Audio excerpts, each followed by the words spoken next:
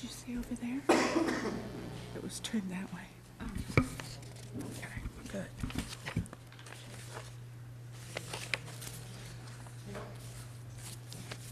good. Now we're ready. Ready. All right, very good. I'm going to call to order the meeting of the City Council of the City of Pacifica for May 12th, 2014. Roll call, please. Councilmember O'Neill. Here. Councilmember Stone. Here. Councilmember Degree. Present. Mayor Pro Tem Irvin. Present. Mayor Neihardt. Present. And Councilmember Degree will lead us in the pledge to the flag.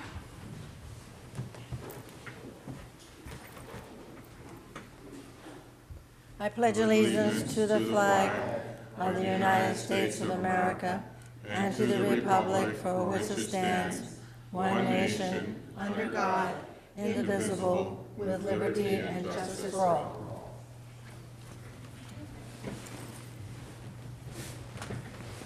And do we have a closed session report? Yes. The council gave direction to staff on both items on closed session, and that's as far as we went. No formal action was taken. No formal action taken. Okay. The next item is the consent calendar. If anyone would like to have anything or say anything about something on the consent calendar, please come forward. But most importantly, item number 1 is going to be pulled from the consent calendar. So we will address those next time. And just for purpose of everyone here, the agenda is changed slightly for tonight in that we do not have a presentation from PG&E. We will reschedule that for a number of reasons. So the PG&E presentation will occur at a later meeting. Councilwoman Degree. I just had some questions on item 4, which is the disposal of certain obsolete city documents and papers. Do you want to pull that for discussion, or do you just need a couple brief questions? Well, you can pull it, so give them time. Yeah, I had a few questions. Can she ask questions? She can ask questions. Okay. Okay, my questions were how far back. I'm particularly interested in the first 2, which was, I believe, police and fire records. I was just curious as to, not curious, but I wanted to know how far back these records go. And for the record, so the public knows, the categories that we're talking about are 911 logs from March 2011 and prior, and accident, injury, and damage reports from March 2011 and prior. These items, there are statutory guidelines as to when we can destroy them. On these particular items, it's the close of the investigation +2. So we are on both of these categories. We have reached that time limit, so it is statutorily allowed to destroy them. I will defer to the police department themselves as far as how far back the records go. I assume we have previously destroyed records in categories similar to this. So I do not know. Okay, so to get to the point, my main concern is that we hear over and over again regarding the Highway 1 issue that it's not a safe area, so I think we need records in order to investigate if we need to do that. So I would hate to be destroying evidence that we need to look at. That's my reason for that. I'm wondering if we, at this point, we've gone past just questions. So Yeah, I'm I wondering would if pull we the should item pull and that discuss and it. discuss it. So I will pull item number 4. Anything on any other item? Okay, Councilmember O'Neill. I move that we approve the consent calendar minus item 1, and then number 4 for discussion later in the meeting. Second. Councilmember Irvin. Sorry. Second. Okay. Well, her light was next. Okay. Did you want to say something? No, I was just going Councilmember? to second. Okay. I want to register that I will vote on this, but I'm abstaining from the minutes since I was not at the last meeting, although they were very interesting minutes. Please vote.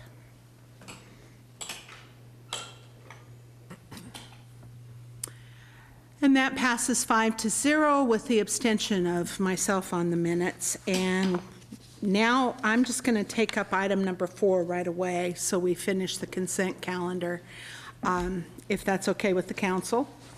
All right. Item number 4 is the resolution authorizing disposal of certain obsolete city documents and papers. And I'm going to ask for the staff report then. That would be the city attorney. Who's a temp, I'm sorry, I wasn't. although he's from the law firm, but yes.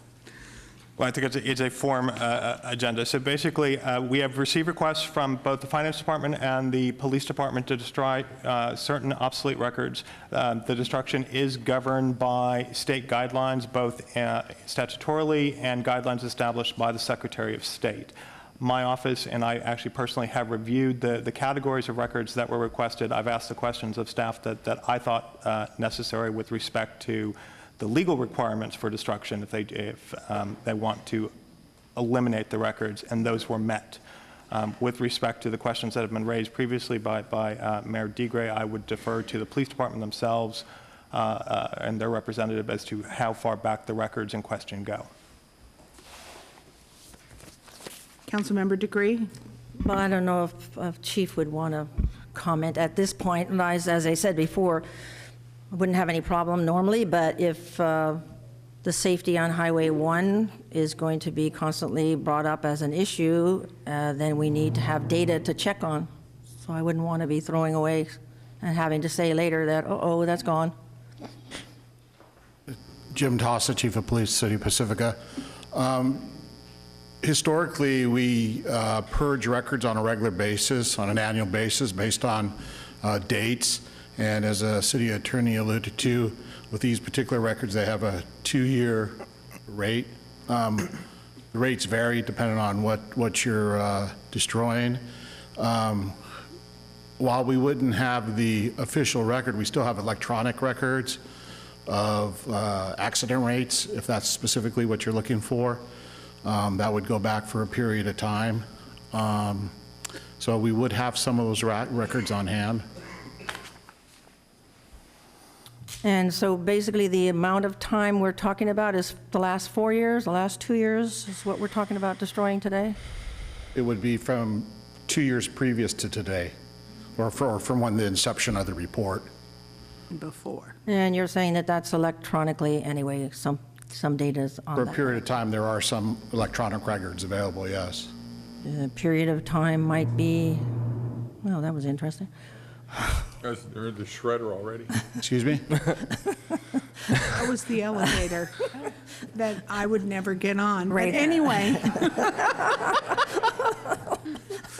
With that said, I was just trying to determine what amount of time the electronic records would cover. I'd have to verify that, but we'd probably have about 10 years worth, but I'd have to Okay, confirm that. so council knows what I'm talking about, so. just in terms of a state highway, the state keeps records, don't they? Or statistic. They keep records of reports that are submitted via SWITers, so statewide traffic reporting system. Okay. But all accident reports aren't necessarily submitted to SWITers. So if you have a party that has a property damage only accident, like a fender bender, i.e., then they may not request an official police report, and they may just exchange names. So that may be a report that doesn't actually get documented in SWITers. I have one more question. Okay. You also, it says 9/11, right, on this paper, so are 9/11 calls under, are you answering regarding 9/11 as well as police accidents? I'd have to refer to the document, what's on there, if 9/11. The first category of records was the 911 logs from March 2011 and prior, and those we routinely purge. The statutory requirement is the year that it was taken plus 2. All right, thank you. Councilmember Stone. I just wanted to add to the conversation, and maybe we can move this along, but that if try to hammer down to Councilmember Degree's goal or aim here, whether it's actual 911 calls themselves or actual accident statistics, which I think are two different things. I know most of the time there are not police reports done when there's an accident, usually only with injuries. And so we're talking about something different. Gosh, I think Councilmember O'Neill said, are they warming up the incinerator already? But it sounds like they might be, but Just the elevator, folks. yeah. Might need a, Be careful, Sue. yeah. So anyway, but I don't know if that satisfies your need. Fine. If that satisfies your need, okay. Yeah. Thank you. Anyone want to move approval? Councilmember Irvin. I make a motion to approve the resolution authorizing disposal of certain obsolete city documents and papers. Second. Councilmember O'Neill. Second. Okay. Please vote.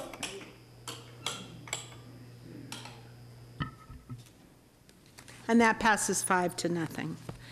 Okay, with that said, we have our special presentation was postponed. We have no public hearings. We are at council communications. Councilmember Stone. Thank you, Madam Mayor. I just really quick this evening, I just wanted to thank Jim Lang and some of the other members of the senior services and Len actually for driving us up. It's always special when you meet another Len out there. There's not many of us, but we were able to go up to the Devil's Slide Trail with seniors. We organized a trip to go out there for the day. There's a special, it's kind of like a surprise trip every once in a while that they take the seniors to a park or something like that. But we're able to go up to the Devil's Slide Trail. It was really cool and great experience. And most of the people that went hadn't been before. So thanks to Jim and the Senior Services Department that put that on. It was a really great event. Thanks. Wonderful. Councilmember O'Neill. I went today to the JPA for meeting for the library, and we're just getting ready to pass the budget. And just to kind of remind everybody that the libraries in San Mateo County are rated number 3 in the state of California, which I think is quite an achievement for this county library system, which we're a part of. I was there at casino night along with several other council people. I attended Bill Gray, the coach retiring from Terra Nova, the retirement dinner. There was a lot of Oceana Terra Nova rivalry there, which was because he used to coach there. It was hoorah, you know, and stuff. So it was actually pretty good. And he told old war stories and everything like that. And then second, I'd like to congratulate Councilperson Sue Degree on being a grandma. And again, so this is number 2. I didn't know. No, it's number 5. Number 5. Oh, I miscounted.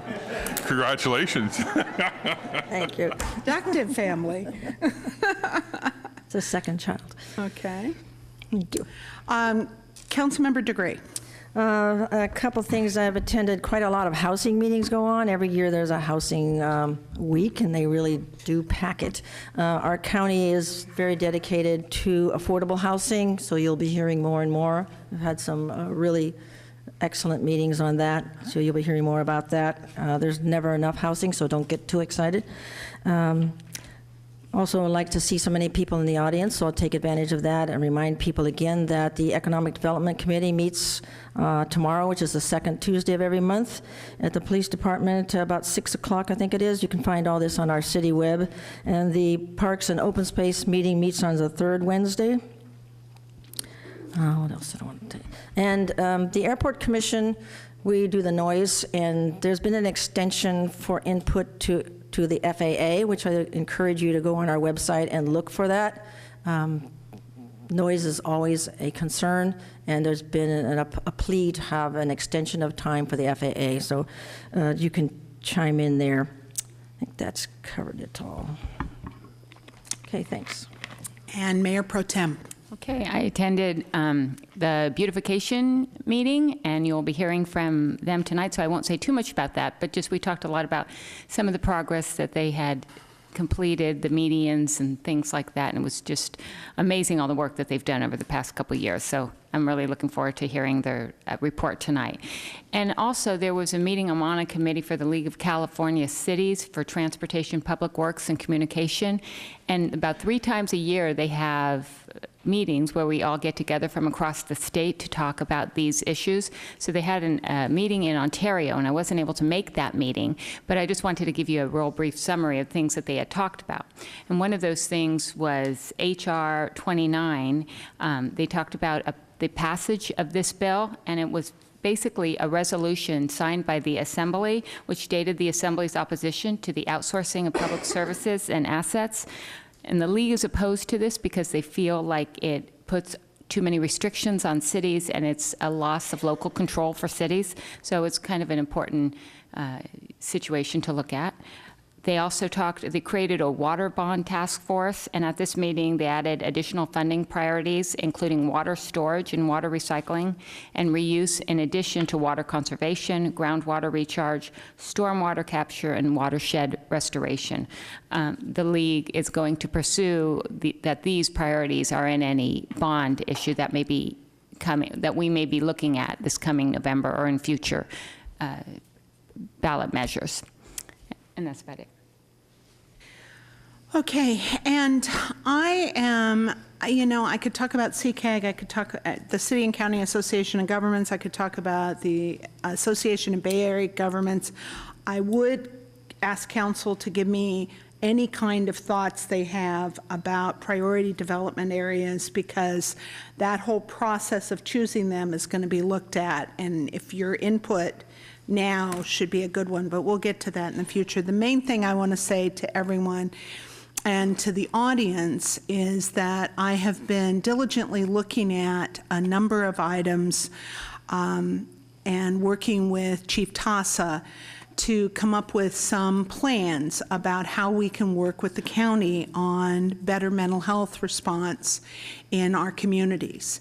And one of the things that I am having the chief look at, and I've also talked to some of our board of supervisors about, and I'm hoping to do a formal presentation on, is some additional training that has been put together in Orange that is on top of post-training, on top of CIT, the crisis intervention training, that's kind of specific to some of the things like autism, schizophrenia, working with people that you might see. And it's done by a post trainer, done by a CIT trainer that actually knows and works with the police in Orange. And they've received an innovation award. And I sort of think that we're the second wealthiest county in the state. My approach to the Board of Supervisors is basically that if we're the second wealthiest county in the state, we can at least do what Orange is doing.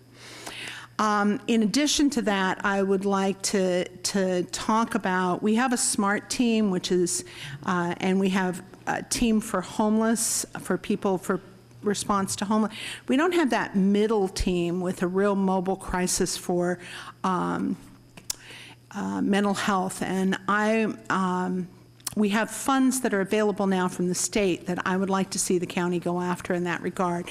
So I will be moving forward myself, and I would invite public that is interested in joining me in this, asking the Board of Supervisors for attention to that specific issue, because mental health is a county issue. The state allots the money to the counties, and we need to have some services and address those services. So given that that's my professional background, I'm taking that on and moving forward, and I will happily share with council as this moves forward, but I hope you join me in that.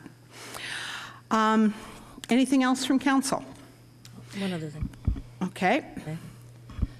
Bus riding. If you're having any issues with whatever bus routes are available, if you would contact me, you can do that through the city hall. So there's a group of people that want to talk about that. Thanks. Okay, with that, I'm going to move on to oral communications, and I have several cards here. I guess most people are about the budget. Okay. John Nardello. I hope I'm pronouncing that right. This is first. Now, because we have new people, I want to just remind you that These are items that are not on the agenda anywhere.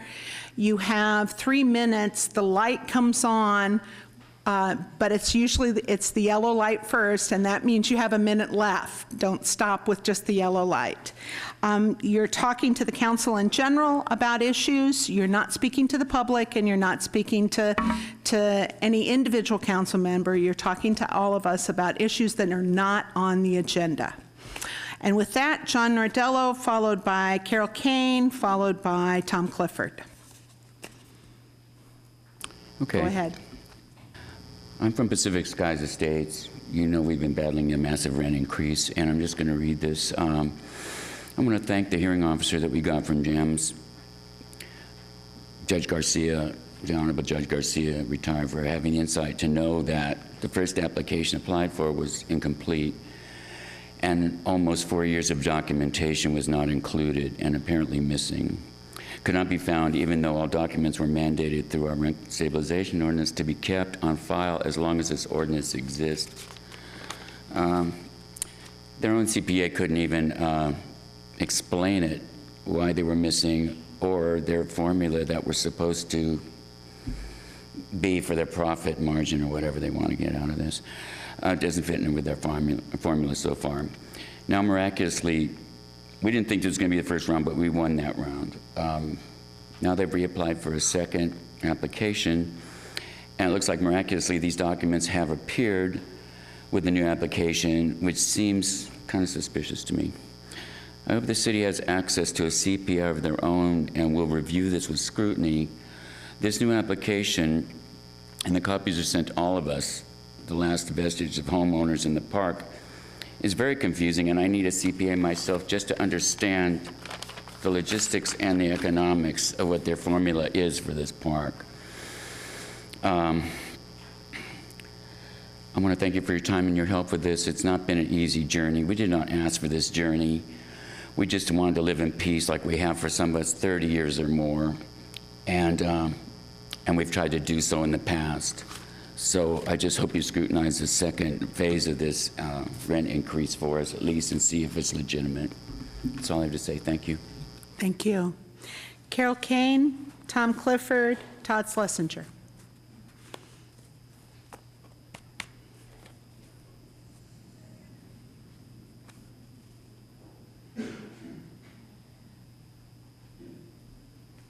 I'm one of the homeowners at the mobile home park, and anybody who reads the Trib a few months ago saw the headline about the $1,100 a month expected increase for the homeowners. Well, we won round one, but it was all put on hold, and so now the lawyers for at the mobile home park have come up with a bright idea. If we can't afford $1,100 a month in addition, what's wrong with $836.36 added to the space rent that we already pay, which was anywhere from $750 to about $1,400 a month? Well, when you add it up, it's more than the renters pay, and we have no support. We pay for our own appliances, we pay for our own repairs, whereas the renters are renters, and the park takes care of them. Well, I have nothing really more to say except just to put that to your minds. That if you want to feel sorry for anybody, think of us isolated a little much who's scrounging. Thanks. Thank you. Tom Clifford, Todd Schlesinger, and Anita Reese.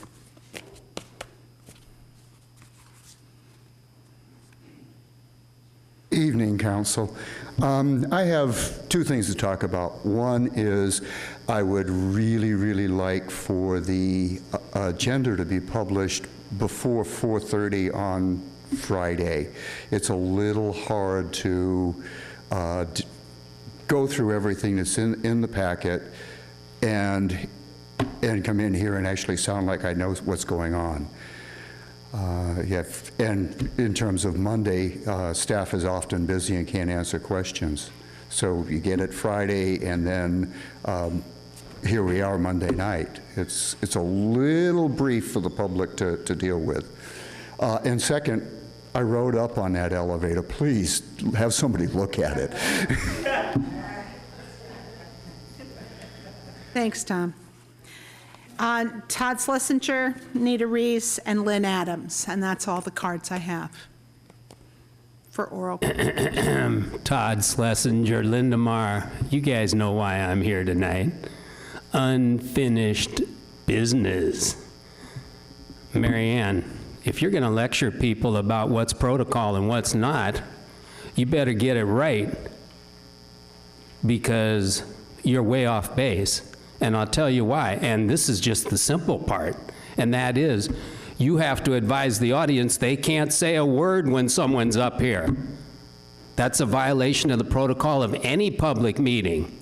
I don't scream out at meetings, do I? Do I? Anybody here ever seen me jump up and scream out at a meeting from the audience? No. I followed the protocol for 20 years. And then you allow the audience to shout me down and I get escorted out? And you think I'm going to tolerate that? You stomping on my civil rights and my free speech? And unfortunately, Michelle's not here unless she had a gender change operation. Never know. So here's the deal. You play fair with me, or I'll do what the dirty punks in this town like Hal Bonner and Pete Loeb do. I'll create a legal battle. And you don't want anything to do with me in a legal battle. I can assure you, as I live and breathe. You guys owe me an apology. That includes you, Tasa. You owe me an apology. I'm waiting. You guys owe me an apology. I don't get shouted down from the audience. No one should. No one. I don't care if they don't like what I say. They can come up and say whatever they want. They get their 3 minutes just like me. I'm protecting all of you. I'm protecting each and every one of you. So don't think that I'm bluffing, because I've offered up in the past that I was going to do something about this, and I haven't. I've given you the benefit of the doubt. The buck stops here. Don't try to censor me or anyone else. The city will pay. You don't have the guts to try to sanction or cross-complain against Hal Bonner or Pete Loeb, but you want to come after me? I've made more money for this city than all of them put together. Don't even think of it. Under any circumstances, I say what I want, to whom I want, when I want, and how I want. And if you want to challenge me, bring a lunch, bring a dinner, and bring breakfast for the next day. Anita Reese, followed by Lynn Adams. Hi, Anita Reese with the Pacifica Resource Center, and I just wanted to take the opportunity to invite you all to our upcoming Volunteer Appreciation Lunch on May 28th at 12:30. I think you all probably got invitations via mail, but also this evening. We use over 200 volunteers to help us do the work that we do every year. So it's a great opportunity. Anita, would you give her back her time? We've had a bit of a disturbance in the back of the room. I teach classes with kids running around. I'm cool. But yeah. Anyways,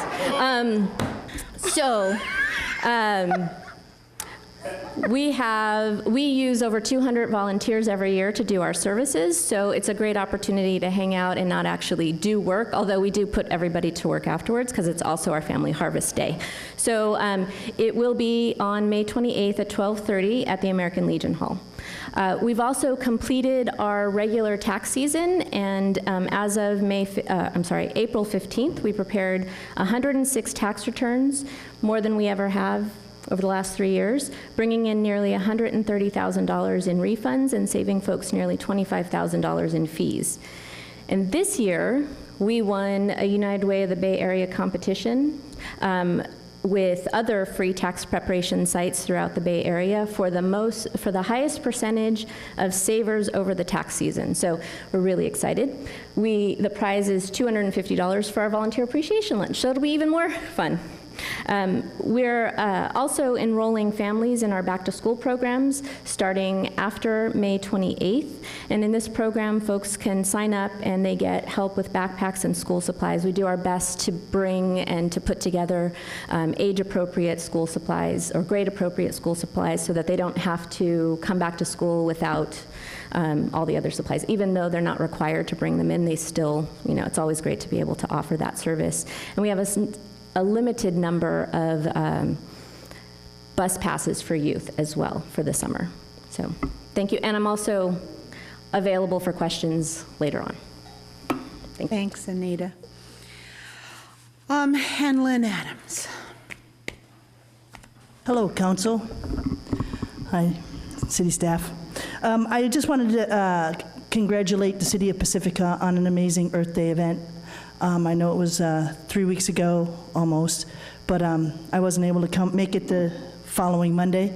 It was truly an amazing, blessed event that the city is so fortunate to put on and to have in our midst.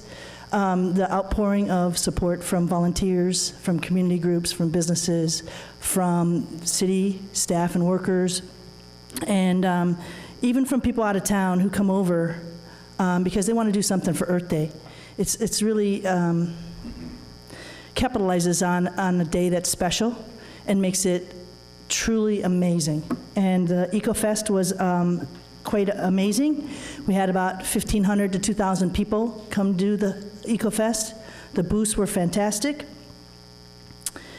But the one thing I know, well, we also had Jerry Hill came over and gave 21 star awards to amazing people who have contributed in the last 10 years from our Earth Day event. So while we've been at this for, this is our 10th year expanding the Earth Day cleanups from the beaches to the streets and the parks and gardening and restoration, there's so much work yet to do. Just on Saturday, I led a cleanup at Sharp Park. There were 70 people who came from out of town, well, as a matter of fact, almost all of them from out of town.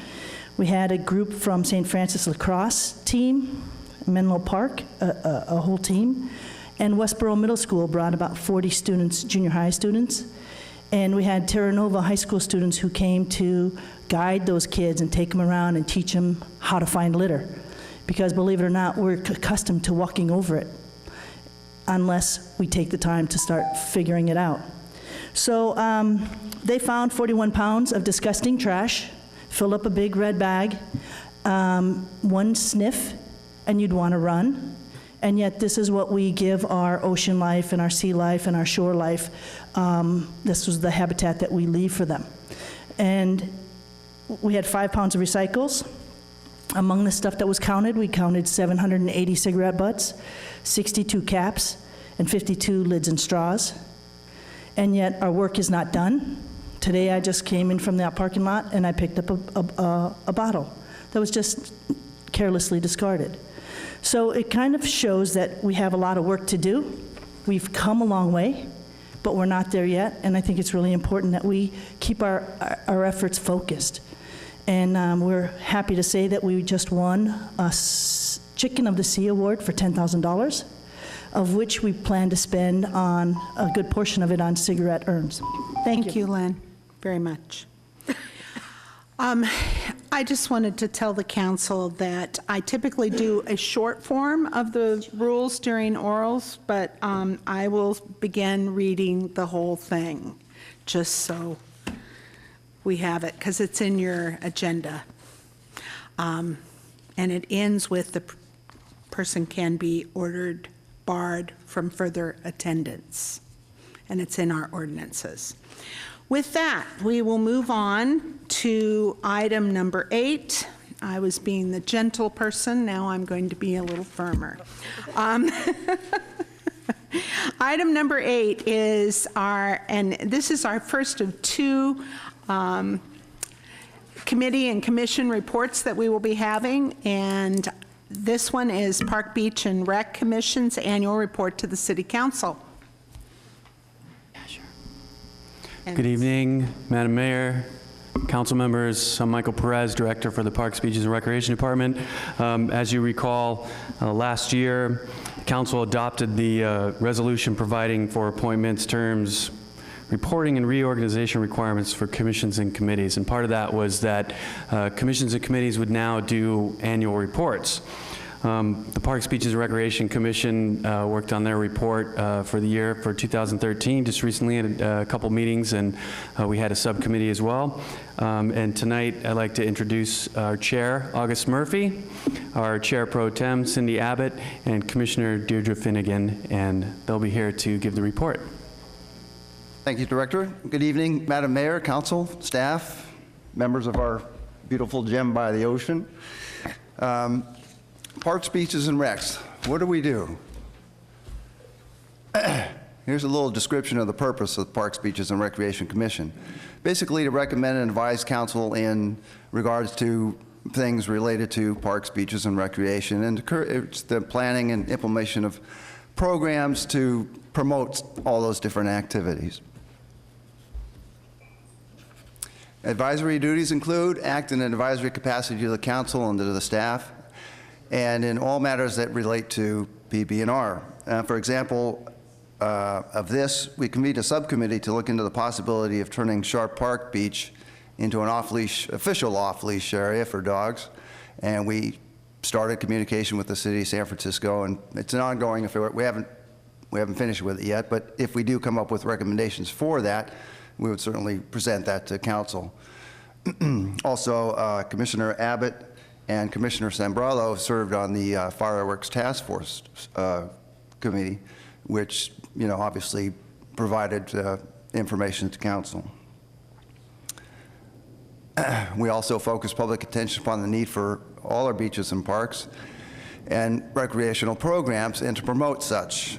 For example, every year commissioners man the booth at the Frontierland Park 4th of July festivities to promote all our recreational activities and get them well aware of what we have.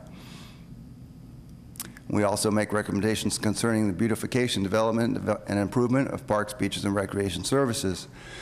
Last year, we did hold one study session on the subject of beach litter, and we discussed things such as having children paint murals of anti-litter slogans on some of the garbage cans at Sharp Park and so forth, to bring awareness to that. We also received a presentation from a group called All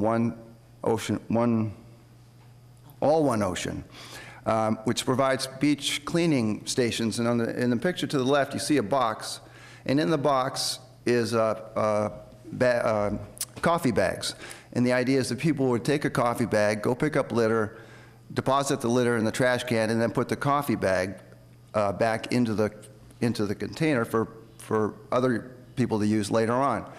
And we voted to have 2 of those installed at Sharp Park, one near the pier and one near the levee, and they would have our City of Pacifica's logo on there, as well as the Pacifica Beach Coalition, which would help to monitor those stations. And it's not so much the aim to pick up all the litter, but more to bring a focus and attention to the fact that we have these so that people see them and then become stewards of the beaches. Those are our commission members. Cindy here, Deirdre over here. We also have Greg Cochran, who's currently in Hawaii, and I imagine he's surfing. Patty Sambralo, Jim Tabor, and Gwen Urey. That represents our liaison assignments. It's really kind of hard to see, but each commissioner is given a liaison assignment to various programs and to council and staff. That's our website on the City of Pacifica with our names, each of our names, and our contact information. We'd love to have you contact us on any issues regarding, parks, beaches, and recreation. Cindy? So one of the things that we also worked on last year was we conducted a number of study sessions, which was attended by people in particular that were interested in Lindemar Beach and the operators of the different surf camps that we have. For anybody that's at Lindemar on the weekend, you'll know that there's down in the south part of the beach, there's a lot of activity going on where people of all ages are learning how to surf. And surf camp, the protocol for that and the policies and process for approving surf camps, how many people can be surf camps and what rules and regulations they follow, was last visited in 2004. So it was time to pull out that information, and with a request from one of our local surf shops here in town, we looked at the protocol and made some recommends for changes. And one of the things is surf shops here in Pacifica can also conduct surf lessons, but they're limited to up to 5 people at a time. And so there was a request to increase that number up to 12. So the commission did recommend to allow that for one surf school to get an additional, for one surf shop to have an additional number of people out on the beach. In making that recommendation, we looked at how many people are out on the beach, and that's one of the things that was important to this and why public information was so important, because it's that balance between folks that are out there running a business and then the people that are out on the beach day in and day out. And during the summer, you know, it can get very busy. That's why we also asked to make sure that in the curriculum that they teach, that something that is part of each surf school is talking about safety behavior and good citizenship out on the beach. So we thought that was really important to be instilling in people here in Pacifica, that those are important values for us. We also made sure that kids are using leashes when they're out there, dangerous out there in the surf line, and that instructors are not surfing out on their own, but unless they're doing a demonstration for the kids. So anyway, we, after 2 study sessions, we came up with a balanced set of recommendations that we came back and approved then at the beginning of 2013. Though we actually didn't do anything last year regarding the beach parking program, the commission was certainly instrumental in bringing it about, but we're really focused on making sure that that's a success because it is there for the purpose of benefiting our beaches, our Lindemar Beach, and so we will continue to receive input from the public as well as from staff about how well the program is working and how much money we're getting and how it's being spent and so forth. We were also thrilled at a study session midway to hear how there had already been a lot of comments about the increased cleanliness of the restrooms and the facilities there as a result of just a couple of months of having the rangers there. So we had a really early presentation on that to hear just kind of how is it going. And that was one of the really great results, you know, which we had hoped to have happen, and it is occurring. The PB&R Commission members spent a lot of time out in the public. As August said, we welcome information and feedback from the public, and so we also make sure that we're out at key events. We're at Earth Day. We're out at the 4th of July celebration where every commissioner is there, and we take turns at our booth handing out information, and it's a great way for us to get feedback from the public. We hear a lot about how wonderful the pool is and different things about that. That's a key activity that people come into town for. Not just residents take part in that pool, and so we hear a lot of positive things as well as requests for new programs or different hours that we then pass on to the department. We also take part in Senior Services Volunteer Recognition, which was just a couple of weeks ago. The Family Fun Fest, we always enjoy being at the holiday tree lighting, and one of my favorite things has become a new tradition of going around one evening in December and judging with the seniors the holiday lights. And there is some very interesting criteria for, you know, how we judge who's going to win and the awards here in Pacifica with all the great lights that go on. So that's some of the events that we participate in. We also take part in other task forces and things. As August mentioned, we were Patty Sammareo and I were on the fireworks task force. We've heard a few reports to that in council before. A key was really balancing what takes place on the beach. So there were the recommendations to have a limited area of fireworks actually on the sand, protecting the beach area and the creatures that are out there, and to make sure that the beaches are clean afterwards for people that visit the beach. So we worked with the nonprofit organizations to increase the number of hours that they worked. And then last time at council, we saw the new campaign that's going to be out there as part of the 4th of July to help us be a litter-free community. And we're excited because that's really important to the beaches. You know, the Beach Coalition does it, but nobody can talk enough about the need to pick up litter and to have a clean and tidy town and to really take care of our beaches. We also had last year was the Poet Laureate Selection Committee. And in July, we put together our subcommittee. By August, we had come back to the commission with recommendations on a process. In September and October and November, we had an open period to apply for being the city's Poet Laureate. And in November and December, we made our appointment. And in January, Dorcetta Hale was officially revealed to the council and to the city. And Dorcetta has already made a number of appearances. That's her there at Earth Day. She's also taken part in Lit Wave. And while it's really important that we have a Poet Laureate in place, what was really important in this last several months was that we put together the process.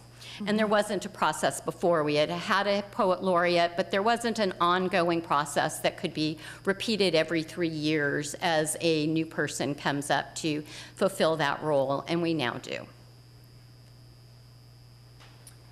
Okay, we held several study sessions and meetings regarding the Sanchez Dog Park, most notably to address the issue of noise and dust.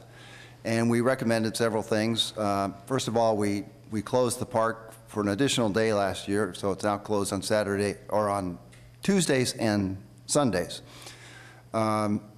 We also voted to move the dog entrance gates apart so that they don't all congregate in one small locale when they're entering into the park.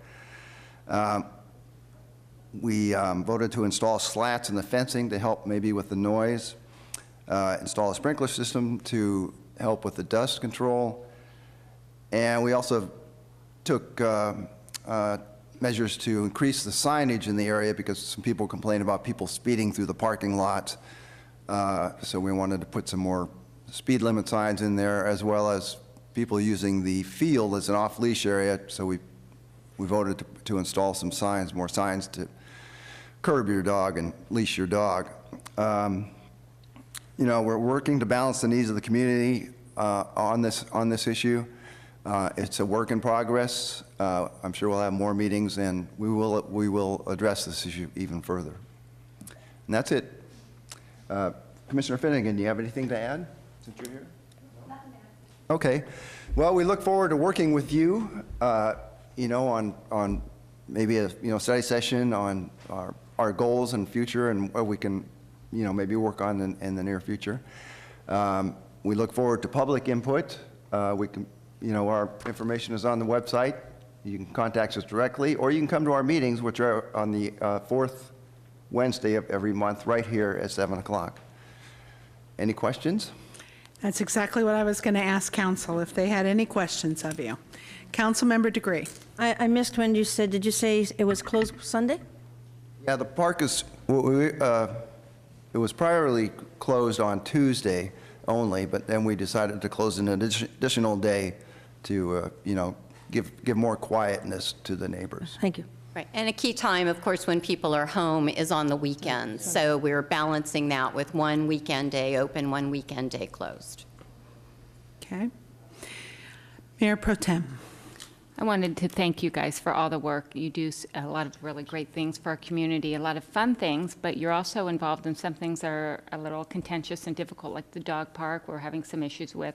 And there's also the beach parking. And I think it's really great that you're able to be somebody out there that people can go to if they have these issues, and you're working so hard with the community. We really, really appreciate the work that you're doing, and you're making it a very positive place to be, and it's incredibly important that you guys are out there.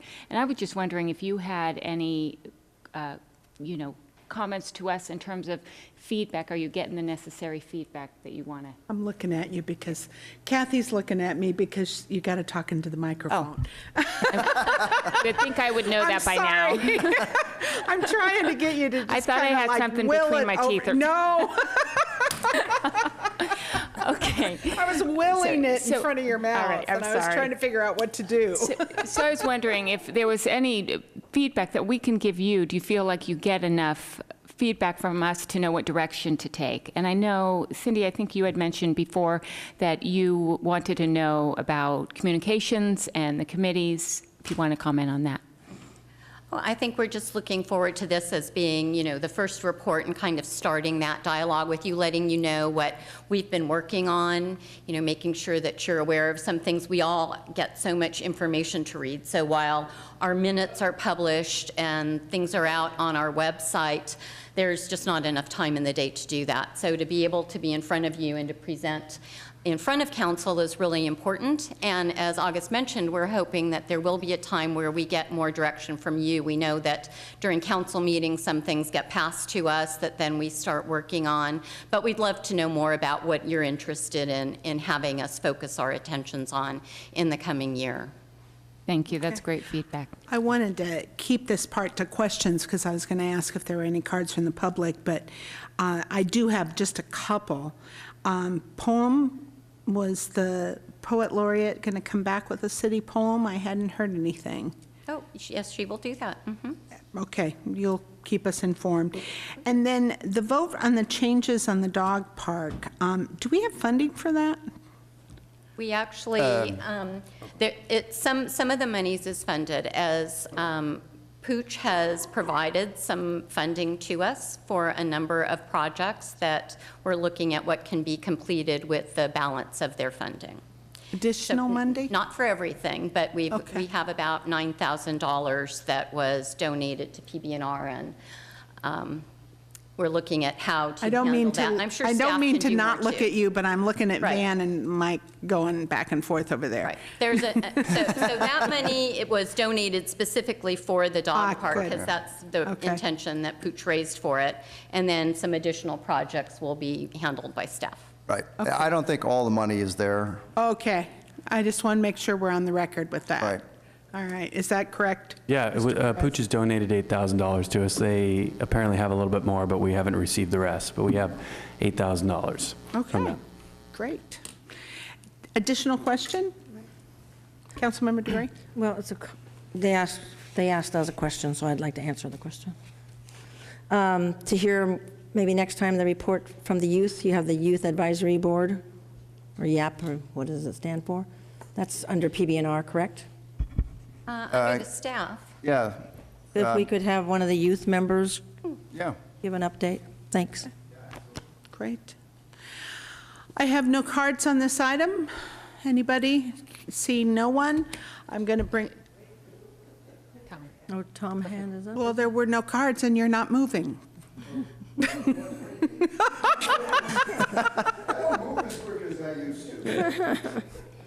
Okay, Tom Clifford, and please, I'll add that to your card. Okay, and I just wanted to say thank you for all your hard work. All right. Well, bringing it back to council, I think that's what you're going to hear from all of us, but I'll start with Councilmember Stone. Thank you, Madam Mayor. Yes, thank you for everything throughout the year. Like Councilmember or Mayor Pro Tem Irvin said, that you do have some fun things to do, but there are those more contentious things, and I do appreciate, because we do know what it takes to work through those, so especially the dog park this year, and the fireworks task force, I think the two bigger things this year. Really glad to hear that you're working on the Sharp Park Beach for off-leash dogs. Councilmember Irvin brought that up last year at our goal study session. It was good to hear that you guys are working on that. It'd be great if we can work out providing a place for off-leash dogs in this city. So we have so many dog owners that would really benefit from that. And I did want to ask you about that. You mentioned that there was some potential changes there in the fencing, I think it was. Sanchez Dog Park? At the Sanchez Dog Park, yeah. Yeah, that was And to move the gates. move the gates in the entrance. And can you just maybe elaborate on exactly what that is and Well, potential costs and why that would potentially help with noise? Well, at the moment, all the large dogs and the small dogs sort of enter the park at the same gate. And so dogs, when they're together like that, they bark and they, so forth, make noise. So the idea is to separate the two entrances, one for the small dogs and one for the large dogs, to help cut down on the interaction between dogs as they're going into the park, because that's when they get the most excited, going into the park. So what we're actually going to do is move one gate over for I believe for the large dogs. And I don't have the cost of that right in front of me right now. Mike might know. And then there's also similarly slats that can go in, which on one side, slats are already visible, are already there, which also do a similar role of decrease the interaction between dogs. So slats would be put up on some of the other sides as well that are currently just open chain link. Yeah. Okay. And then I have just kind of an open-ended question for that, and feel free to answer as much or little as you want to this question. But do you think that there's going to be a common ground reached there and that there'll be resolution, or do you think this is going to be a constant issue? I take the fifth. That's fine. You can take the fifth. It's interesting at every meeting, and we talked about what we try to do is to balance it. Yeah. Because there's a lot of different opinions, and with strong thoughts on both sides. So I think that's the role of being on the commission, is really looking and listening to both sides of it and coming up with some common ground there, which, again, was the reduction in hours, was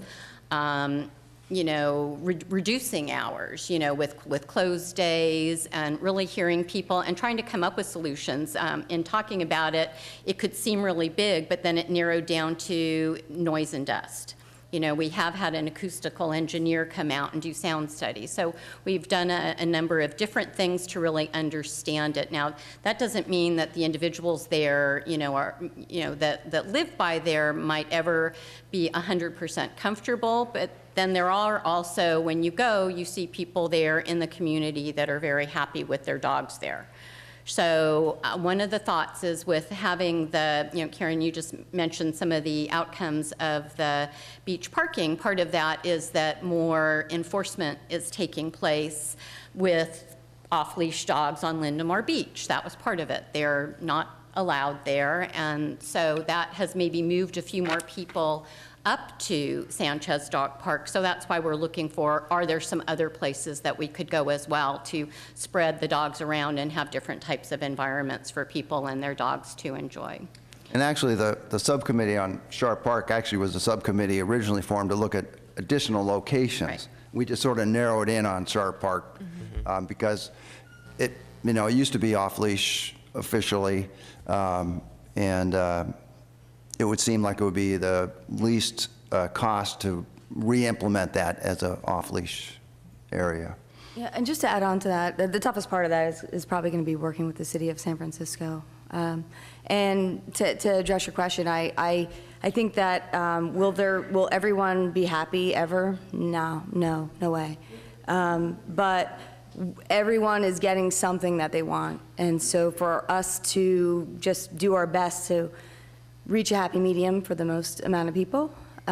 We've done so many things to try to abate all, noise, dust, speed, parking, off-leash, for the community, for the neighbors, for the users of the park. Everyone's benefiting in some way, but everyone is also sacrificing in other ways. So I think for us right now, it's just about, being able to reach a happy medium for all. And the nice thing about the whole process is everyone's involved. The neighbors and the tenants, they come to our meetings, our study sessions, and they give us input, and, we're working with them. It isn't like us versus them. We're working with them, taking their ideas and trying to come up with, mitigation solutions that will help help everybody. Okay, thank you. I have a bunch of lights, so are we? Councilmember O'Neill. I just wanted to say thanks to all of you. I was a recreation major in college, so I know what it's like to put all these events together, especially something like 4th of July, which I know I've seen Cindy up there a couple times and stuff. But I did want to thank you for all for everything that you do. And I would really like to try to see some sort of interaction trying to get GGNRA as more of an asset and visitor people coming here because of GGNRA and the Visitor Bureau. So that would be one of my goals, and I would probably be working with open space and parkland. So. And with that, while GGNRA is they're very visible and they surround Pacifica, we've got some great parks and beaches. So it's not just GGNRA, it's all of the assets that we have here in Pacifica, including, Frontierland. That's an amazing park back there in the sunny part of town. So there's a lot of good things in GGNRA as well as our own city-operated and owned parks. Right. That's great. Councilmember Degree. Right about that park, my nephew from North Carolina, as soon as he gets here, wants to go to Frontierland Park. All right. So, yes, I want to thank you for facilitating the fun that we have all around town. It's always see PBNR members and volunteers really facilitating fun, enjoying things. Thank you. I tell people that I work on the Fun Commission. So, not always, but, for the most part. Mayor Pro Tem. I had one more question. In the report, you were talking about having a liaison, and you showed each city council member, and I was wondering how you saw that working, and if we should get going on that. Yeah, we do have, I think it's in your packet as well, so then you don't have to try to read what was up there. We just thought we'd show that we have that. So for each city council member, we have a liaison, and then we also have for some of the key events that take place in town. So there's a PBNR liaison to Fog Fest and, to Earth Day, a number of different things that are key activities.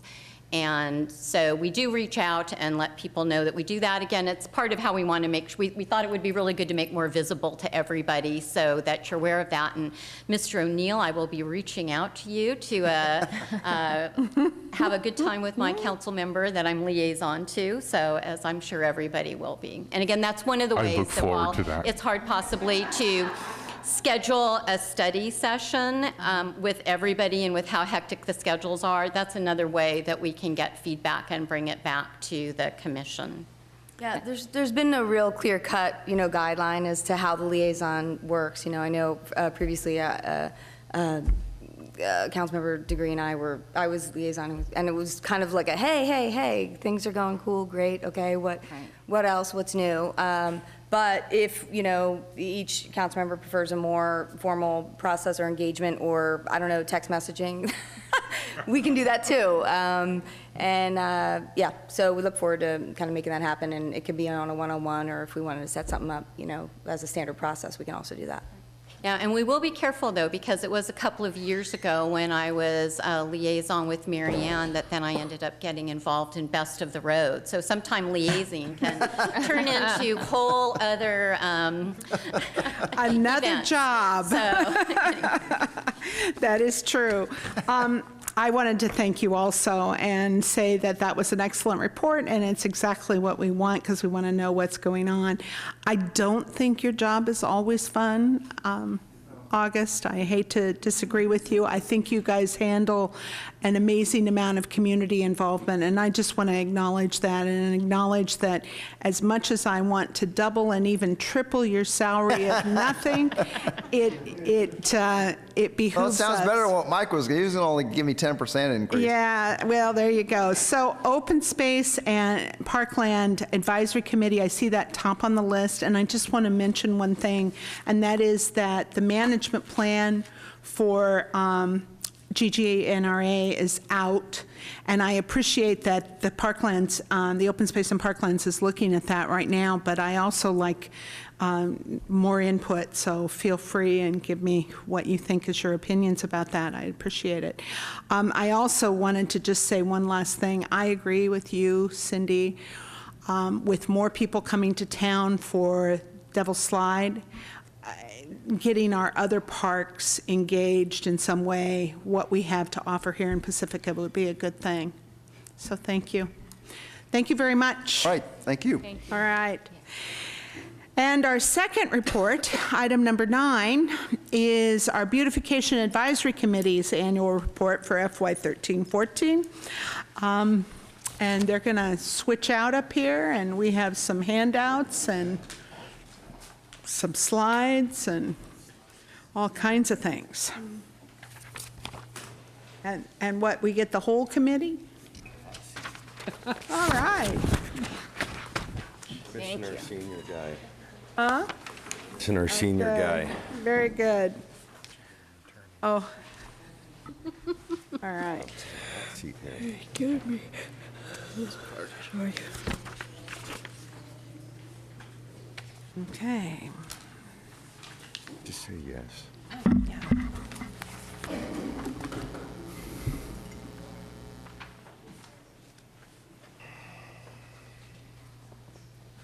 Okay, go ahead. Yeah. Staff report. Good evening, Honorable Mayor, members of the City Council. The Beautification Advisory Committee is charged with the implementation of the Keep Pacifica Beautiful program of the beautification plan.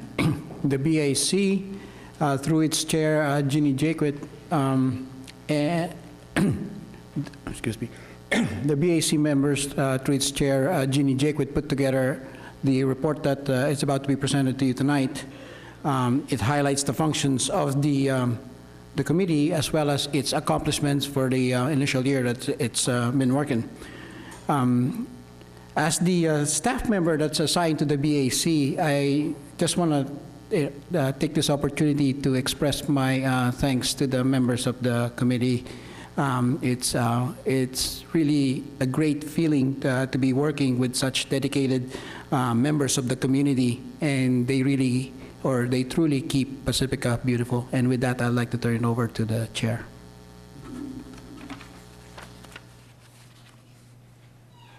Thank you, Van. Madam Mayor, members of the council, it's my pleasure to have served as the chair of the Beautification Advisory Committee this last year, and I'm delighted to be here with my colleagues to do this first annual report. I thought we all thought that because we're a new committee in the community, it would be a good idea to first of all give you some background that you all know about, but that would help the community understand a little bit more about the Beautification Advisory Committee, and then give you a recap of the projects that we've done. So the most difficult part is going to be, there it is. All right, it worked. I think I know which button to use now.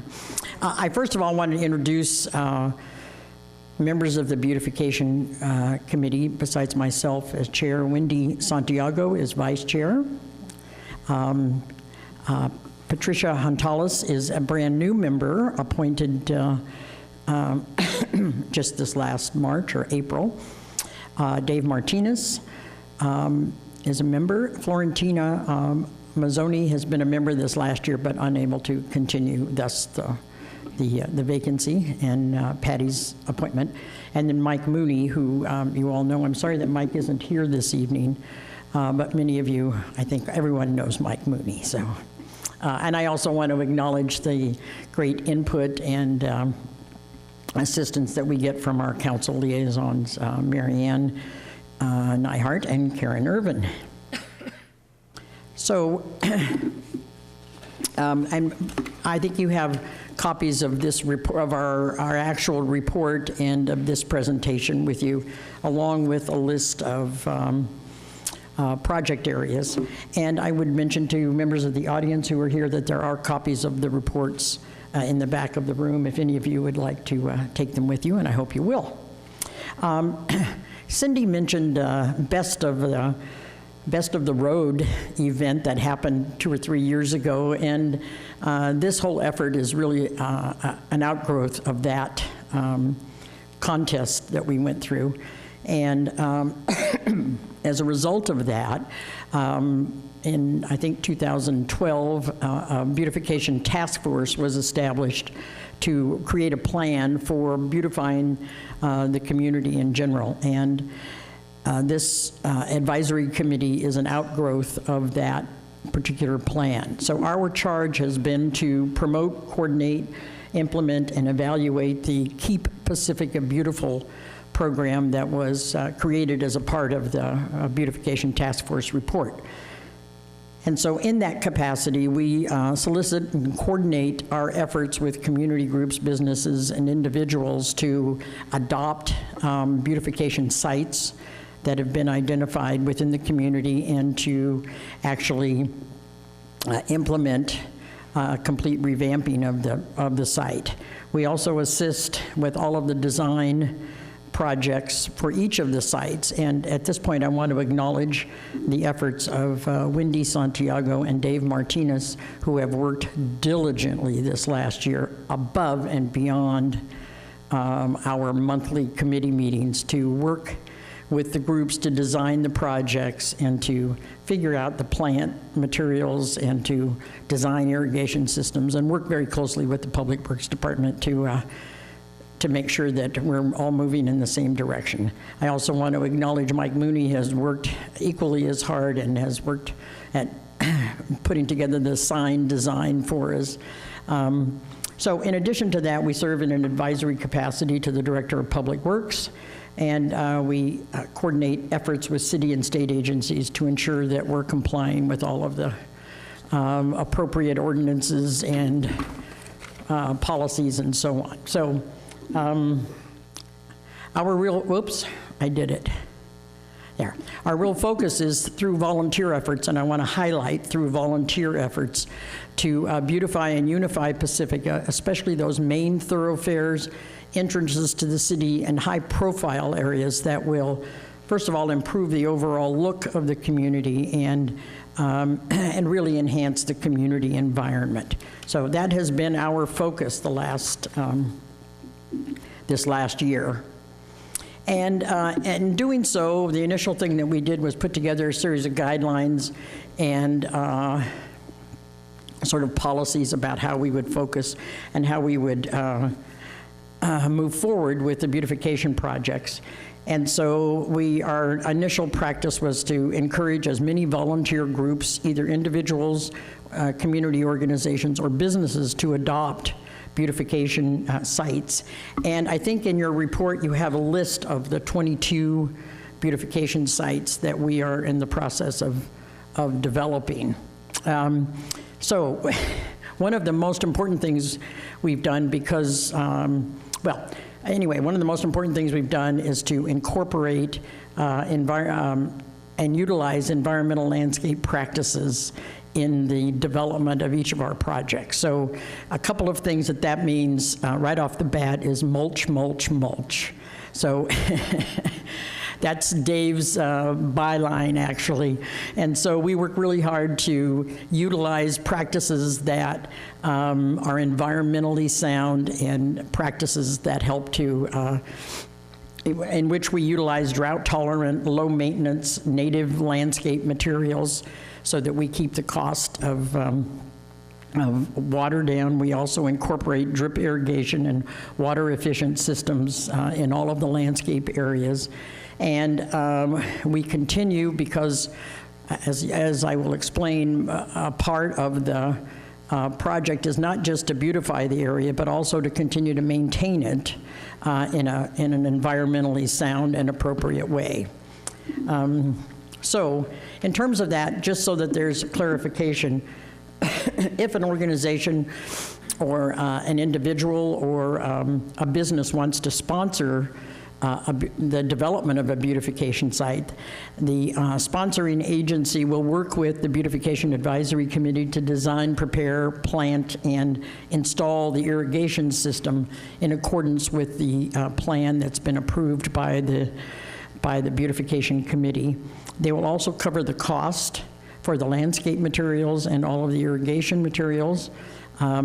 They will use their volunteer labor to assist in the actual implementation of that, and they agree to maintain the site for 2 years. The Beautification Committee assists with the design of the site and the site development, assist with training the volunteers so that they understand the basic concepts of good environmental landscape practices. We also assist in purchasing the materials so that we get the best possible cost for that, and we provide signs indicating their sponsorship. So that's the overall view of the project. I want to just review briefly the projects that we have implemented this year, our very first year. So the first one is the Grace McCarthy Vista Point, which, for those of you who don't know, is that Vista Point that overlooks the entire coast side from Sharp Park Road. And that was adopted as our very first project by the Rotary Club of Pacifica and put into implementation this last spring. So it's been a year since we've done that. And it's a little hard to see the pictures probably from far away, but you can see there's lots of mulch there, which is which is the beginning of a good sound landscaping project. Excuse me, that's compost first and then mulch. I'm sorry, there is compost and then there's mulch. He's always correcting me about this process. Anyway, these are some pictures of Rotarians, and there's Wendy and Dave up there as well, up on Sharp Park Road, actually implementing the project. This was, just as a side, a very interesting project because there's no water up there. So one of the difficult things, of course, is that you need to have water to get plants established, and then once they're established, because they're drought tolerant, low maintenance, they will survive on their own. So one of our Rotarians actually developed a gravity-fed watering system, and you can see in one of the slides that tub. There are several of them that get filled with water periodically, and that the gravity just flows the water down through the drip system, and that's how the plants have been established. As I mentioned, it's been a year, and here's what it looks like now. I want to thank Cindy for the first slide, which was terrific, and that's kind of an example of the median strip and the kinds of the growth that we've seen up there in this last year. And this last picture is a picture of the group, members of the council and Rotarians, PB&R commissioners, and so on, who attended the ribbon cutting. So this was our very first project this last year. We then decided that in terms of beautifying the city, probably the most significant area would be the median strips at the base of Lindemar Boulevard as it intersects with Highway 1. So we were very, very pleased that the North Coast County Water District agreed to sponsor the very first median strip, and because of their interest in water conservation and drought-tolerant landscaping, it was a natural kind of opportunity for us. Our second median strip there, whoops, jumped the gun, but was sponsored by Susan Baloney at Vision Seaside Spa. The third median strip has been sponsored by Mike Jerkin from Remax Star Properties, and our fourth median strip there has been sponsored by Coastside Community Church. So these sponsors have paid for all of the costs of the materials there. The unique part about this project is because of its location and the safety factors and other contractual arrangements, the Public Works Department actually installed the plants because we just didn't feel it would be advisable to have a whole group of volunteers out doing that. But these organizations covered the cost for all of those projects. So following are some, there we go, some photographs of Public Works Department personnel and members of the Beautification Advisory Committee working on those projects. We implemented all of that over the course of about 4 months. And as you know, we had our interesting rain situations, but it's ended up to be a really viable project, and I think has made a significant difference in the entrance to Lindemar Boulevard. So I jumped ahead by saying this was a picture of the Beautification Committee accepting the check from the North Coast County Water District, and I think their board member and president, Josh Cosgrove, is here. Thank you, Josh, for the sponsorship. And here are some other photographs of after all of the planting has been done. A year from now, those will look full and beautiful, just as they are up at Sharp Park Road. So the next projects, we are looking at the Crespi Park and Ride planter box, which is right at the entrance to the parking lot by the community center. This is a shot of it before in its former state.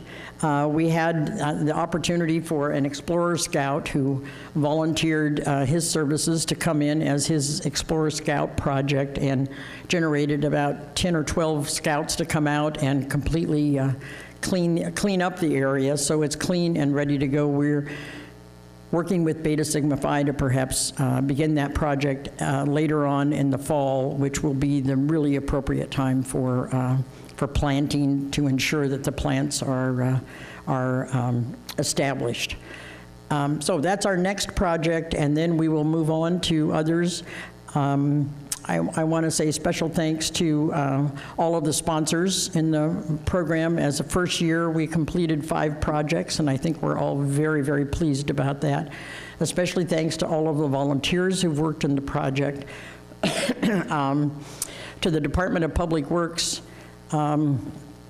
its Director, Van Ocampo, our Park Superintendent, Aaron Clark, and all of the Public Works staff and crew. I especially want to also thank Jessica Dominguez, who is in the Public Works Department, for her assistance throughout the year. And I want to encourage any organization, community, or business that is interested in adopting a site. We have 23 other ones, or 21 other ones, I guess, that are available for adoption, and we would love to talk with you about them. And I think that concludes my report, although, and I would certainly open it up to members of the committee who might have any other comments to say, or you might have some questions, and then we have a final little presentation to make. Thank you. Okay, any other comments that you want to add from the committee? I'm a bay-friendly gardener, and those are the guidelines that I like to implement with our program here. And I can't remember all the points, but some of them are conserving water, nurturing the soil, using less to the landfill, which helps in the mulching, and of course, mulch. So we've worked hard at also educating those groups who have been involved in the projects to learn as much as they can learn about these kinds of environmental landscape practices. Okay. So I do have a card on this. Do we have questions from the council about this? Questions? Mike? You were saying that there's other median strips available for businesses or individuals to adopt. How much is that? There might be, you might get somebody. How much does it cost? How much does it cost for someone to adopt, like the Water District did, and Coastside Church to adopt an area? Each area is very different, and so it's hard to just come up with a figure. But I can tell you that the projects that have been completed have ranged from generally about $1,500 for that kind of a size, $1,500 to $1,800. As there are some sites that are smaller and may not require as much irrigation drip system or as many plants, and there are other sites that are much larger and will require more. And then in addition to that, there's the ongoing maintenance, and we assume that would be a volunteer effort on the part of the organization. Okay, Mayor Pro Tem? Just a quick question, because I know we've discussed this a lot, but how are you going about advertising for these sites? And if somebody is interested, who should they contact? They could do one of two things. They could contact the Public Works Department, and they will get that information, the contact information to us, or they can contact any one of the members of the Beautification Advisory Committee, and we will sit down and work with them individually on their particular project. And let me also mention that there are projects, as you saw, the original one at Grace McCarthy is in the center of the community. There are projects in the Pacific Manor area. There are other projects in the southern part of the community. So there are 22 that we've identified throughout the community. So there's lots of opportunity for participation in this project. Great, thank you. I have one card on this, and that is Lynn Adams.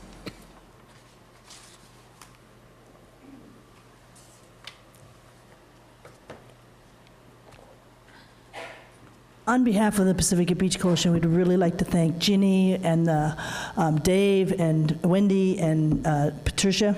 We'd like to thank them and the Beautification Committee and the Public Works who have helped with these projects, and the sponsors. It's awesome because when we have a cleaner place, it doesn't attract litter, and we try to take care of it, and we have pride, and we have people connected to those spots that want to come back and make sure that spot looks good. And so this is exactly in the mission, and on behalf of the Pacifica Beach Coalition, we would like to honor the Beautification Advisory Committee with the Star of the Sea Award, and thank them for their work. Well, thank you.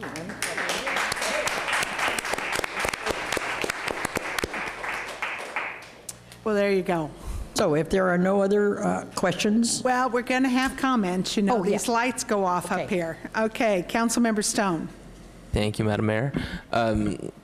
This committee's been great. I know it came from the nucleus was the Rand McNally and really getting the pride of ownership of our city going. And so I want to thank Mayor Nyhart for working that, and Ginny Jakewith for getting off the ground, and then the original committee members, Wendy and Dave and Mike Mooney and y'all that are really putting that together, that really started. And now you've taken root literally and figuratively here with a couple projects, and I love that you're working with like the water department and local businesses, because it's really an ambassador role as well for the city. And so there's just so many good things happening with this committee, and I want to thank you for that and for all of your work, getting your hands dirty and really making the town look better.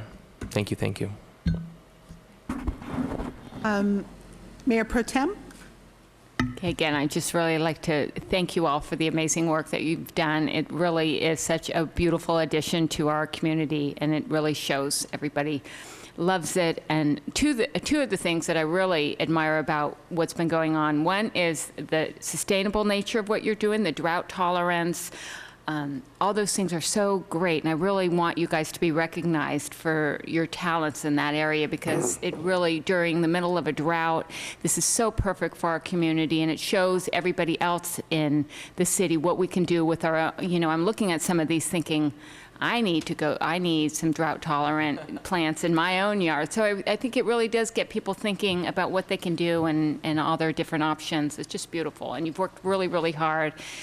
You've all worked so hard, as well as our Director of Public Works, Aaron Clark, and Van Ocampo together have been there as well.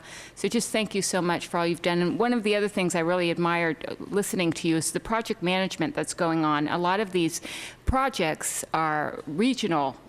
We have to talk to a lot of different people, and whether it's Caltrans or Public Works or the county. So I really appreciate all the connections that you make and ensure that things are done in a proper way, and everything has gone very smoothly so far. So thank you for everything.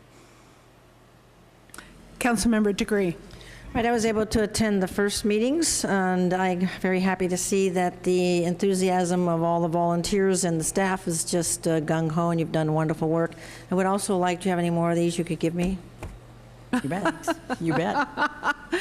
Okay, and Councilmember O'Neill. I just wanted to thank you. It does look very nice up there. Grace McCarthy, I pass it almost every day, and it really does look sharp. And I can see the mulch. It really is. It just finishing touch, like a frame on a picture, you know. No weeds. And I'm just going to close out by, this couldn't be a better committee. You know, back when we were doing Rand McNally, it was such a major house cleaning that it became apparent that with the effort that it took to do that and the best of the road, that we really needed a mechanism. And Jenny, you stepped up, and Dave, Wendy, oh my God, the palette was awesome. The work that went into the site selections, I think the task force that worked on this first, which included other people like Sue Valoni was on it for a while. I mean, there have been a lot of input, and you're joining an awesome group of people who is just, they will work you to death. So in that vein, we will soon have... No work involved. This is fun. It's just fun. Gardening is fun. As Mr. Mulch, he has taught me. I will use mulch forever. So I cannot say thank you enough, but I will say that in very short order, Cindy, you are correct, and I need to speak with Commissioner Liaison to me, because Jenny Jaquith and Mayor Pro Tem and I will be coming forward with a little job, something for next meeting in the future, right? Yes. Okay. So I have... We want to extend this effort to others. Okay. Just one last little thing. You know, this is the first of two committee reports, and there was, I know there's been a little kind of, concern about tonight, and what would the PB&R Department Commission do, and would they just kind of outshine us? So I want to thank them for an excellent report. But just to top it all off, we do have a little gift for each of the council members and our city manager, just to remind you about how important this program is. So how's that? Oh, yeah. Oh, yeah. Anyway, thank you all very much. And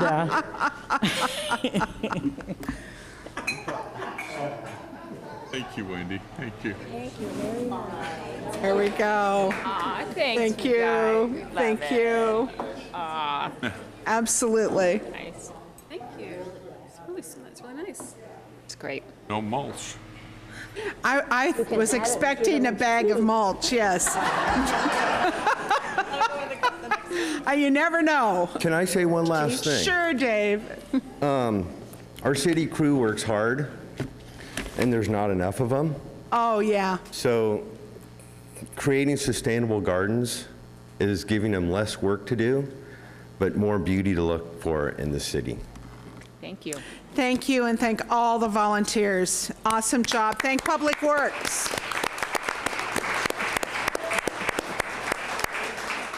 I should mention that Aaron Clark, who is also liaison for this committee, actually goes out. Is he back there? Yeah, he goes out on his own time and cleans up trees along Highway 1.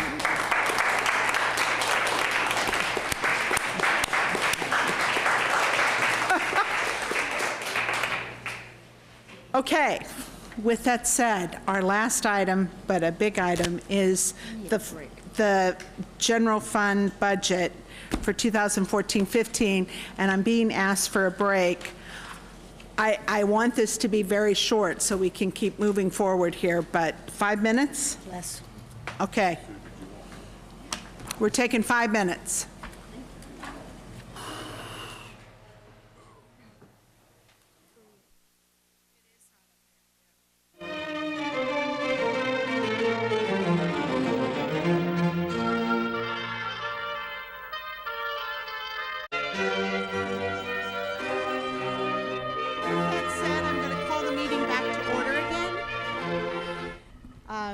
If we can all, we have such great conversations on break, don't we?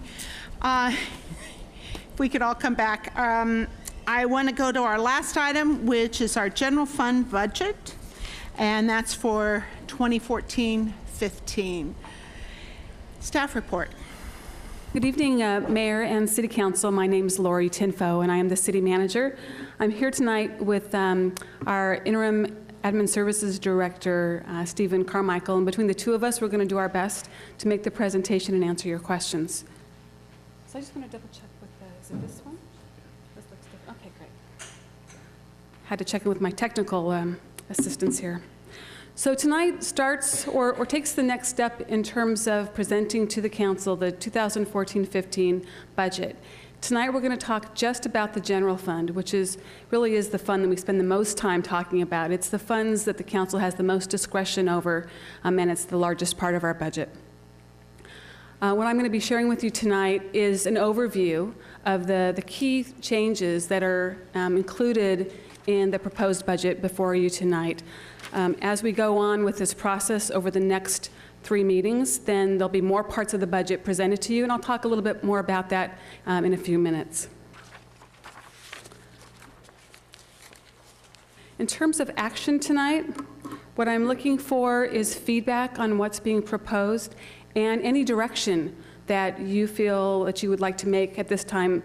You may want more information as we go on with the process, but if there's something that you'd like us to know about what we've proposed, tonight would be a great time to start that conversation. So as I said, it's the 2014-2015 general fund budget, and it is a recommended budget of $27.3 million.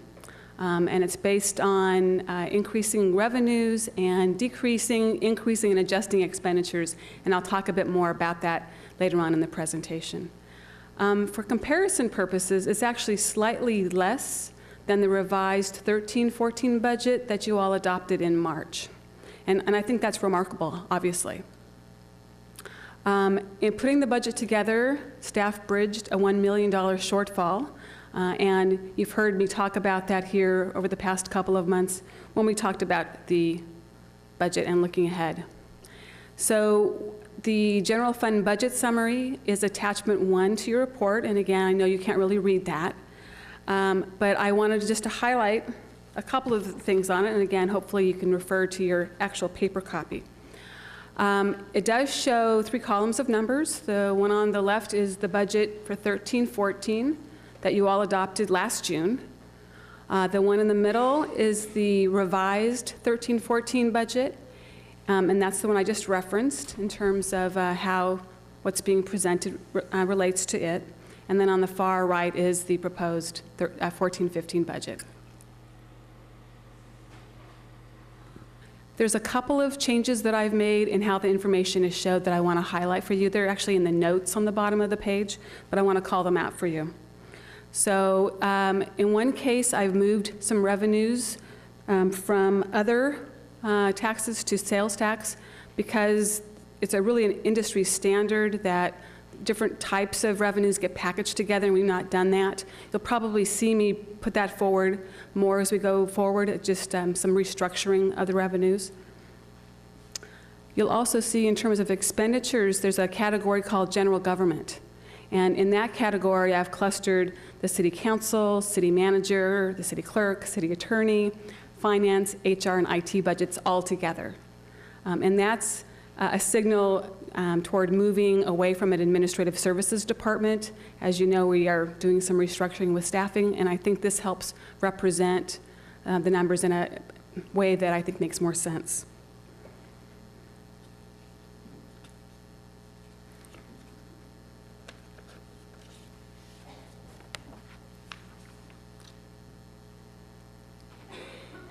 So I also used a number of themes in putting together the budget development, and I wanted to highlight those for you.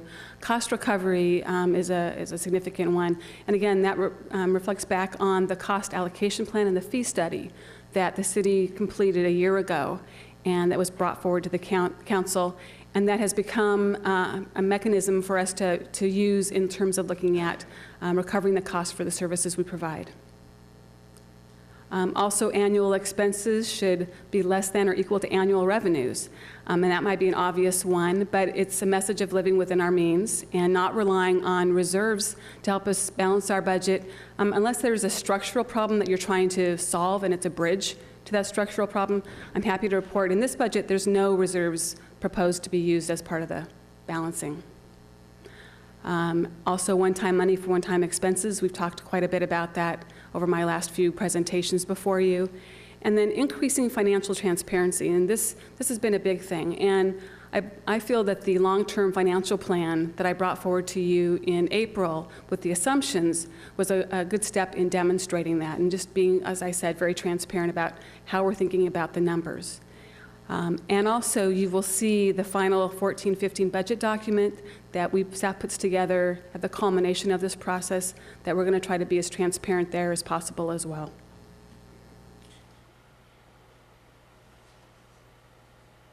So let's start talking about the revenues. So in the numbers in front of you, the excess ERAF, which is that revenue source that cities in this county get, I'm recommending that that be segregated outside of the general fund. And I know I've mentioned this to you a number of times, but we're one of 3 counties in the state that gets this revenue source. And back in 2011, the county had started telling cities that they should wean themselves off of showing this revenue source as part of their regular operations. And so cities have taken a number of different tacks. They've segregated it outside of the general fund. They've counted only on half of it. They've used different mechanisms to treat it in a way that helps them not be reliant on that. We've not done that to date.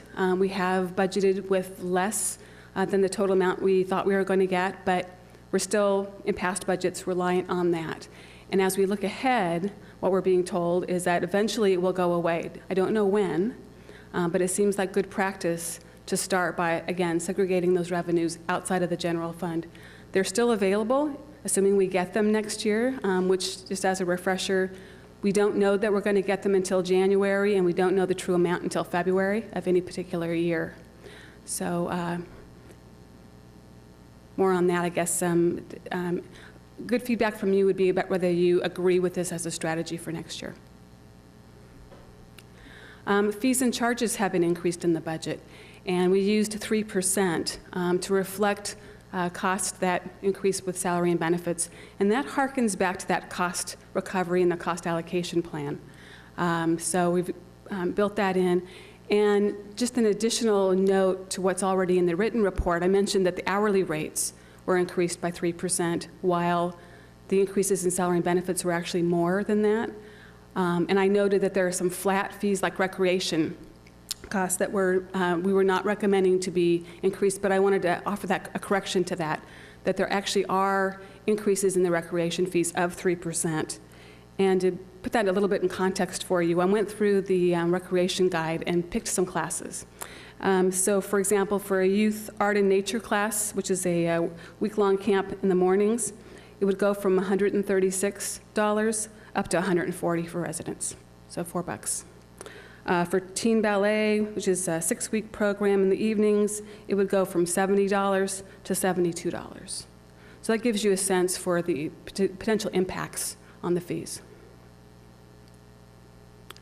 We're also recommending that the parking rates that were implemented in 2013 be increased. And there's a little table in the report that talks about the amounts. Currently, an annual pass is $50. You can park in one of the lots for up to 4 hours for $3 and up to 8 hours for $6. Those amounts are recommended to increase to $65 for annual permits or annual passes, $4 for the half a day or 4 hours or less, and then $8 for 8 hours. The vehicle replacement funds, we're recommending that an allotment equal to $230,000 be redirected from the vehicle replacement funds towards some other needs that we have that are also one-time in nature. And I'll talk a little bit more about what those are when we talk about expenditures. And then one of the big changes, or the big recommendations, is to restructure our pension obligation bonds. And I know I've spoken to you a number of times about this already, but I'll touch on it again. We sold pension obligation bonds in 2010 for police, fire, and miscellaneous employees. They have different terms. So police, I believe, was 7 years, fire was 9 years, and miscellaneous was 20 years. What that means is that in 2016-17, the police bonds are paid off. 2 years later, the fire bonds are paid off, and of course, miscellaneous goes on for some time. So what occurred to me as I looked at those numbers, that it might make sense to smooth those payments out more, especially since the police pension obligation bonds are about $1 million a year, and the fire are about $750,000 a year. So those are big numbers in the context of our budget.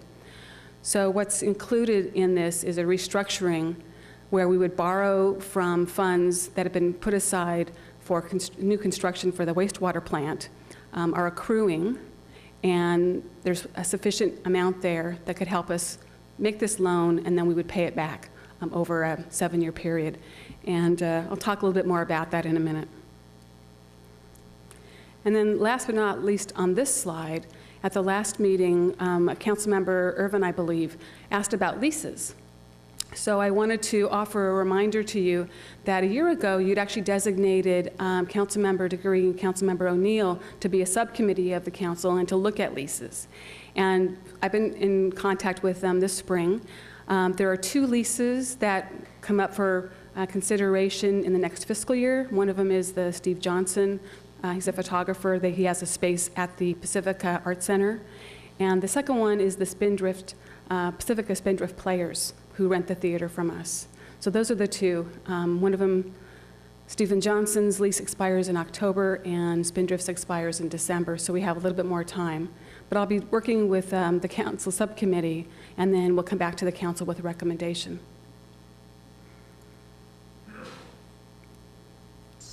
So here's that table about pension obligation bonds, and this is attachment 2 in your report. So it's if you want to look at it close up, might be easier to see. My copy has colors because I find that to be helpful when I'm talking about something.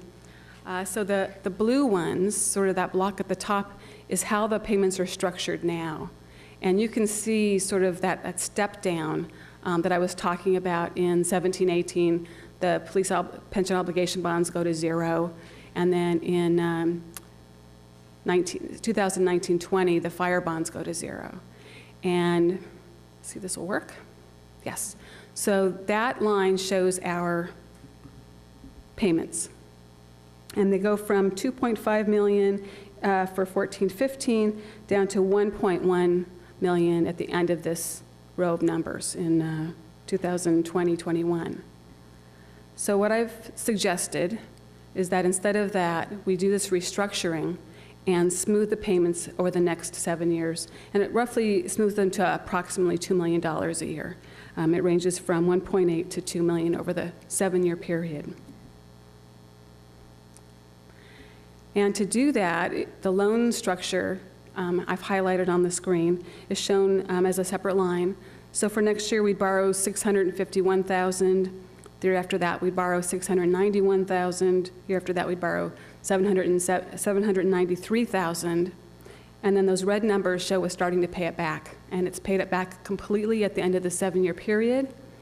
And you'll see the little table at the bottom of the screen and at the bottom of your sheet. And that shows the loan repayment with interest. So we would be paying back the money with actually 1% interest, which sounds pretty low, but it's actually more than we're getting right now on our other investments. So it's a good deal based on what we know for right now.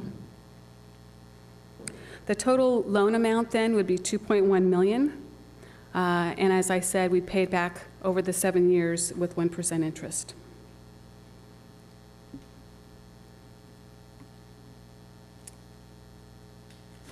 So switching gears to expenses, there are 4 positions that I highlighted in the report that I'm putting forward for some changes. 3 positions would be restructured. One of them is to take a vacant administrative assistant position in finance and convert that to an accountant position. As council is aware, we currently don't have any accountant positions, so I think this is an important change to make. We also have an assistant finance director. He'll be retiring in September. And so I've restructured that position to be a financial services manager. And I think that's a good match for what we need, and that will attract some good candidates.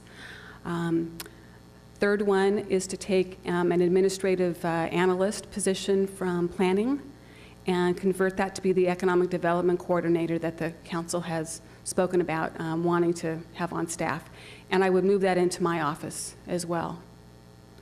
And then the last but not least is an opportunity to take some state grant money that goes to the police department and to use a portion of it to create a new community services officer position, half-time, temporary, and that would allow us to augment our code enforcement activities in a way that I think everybody would be very happy about. So those are the 4 changes that are highlighted in the report for you to know about. I've also highlighted in the report that there are 4 NGOs, non-governmental organizations, that the city has a history of funding, and I've recommended in this budget that we discontinue that funding. And I just want to highlight here, as I said in the report, it's no reflection on the service they provide or the quality of their organization. I know the council values greatly what they give to the community. It's just really a reflection on where we are with our city resources.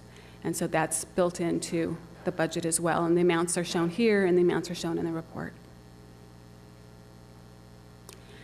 And then various accounts. And this is where we would take that vehicle replacement funds, that $230,000, and redirect it for some one-time expenses. I've identified them here. Roof repair to the building that PB&R and planning occupy. I don't know if you've been in the conference room there, but the roof is in very bad shape and desperately needs to be repaired. I'm also recommending to create a legal reserve. So this would be sort of augmenting the city attorney's budget, but it would be separate in a reserve that would take council action to use, but it would be used for things that we're not anticipating, hopefully, needing on an annual basis. So it's a new concept, and I'd be happy to talk more about that if council has some questions. And then there are just a number of other needs that we have. We need to look at the Palmetto zoning and land use designations, and we can do that as part of the general plan update, but there's no funding for it currently, so I think this is a good use of some one-time funds. The community meetings as part of the Highway 1 widening project that the council's talked about will need some funding, not a lot, but some funding to put those together. And then also to update our Americans with Disabilities Act plan. And so those total roughly $90,000.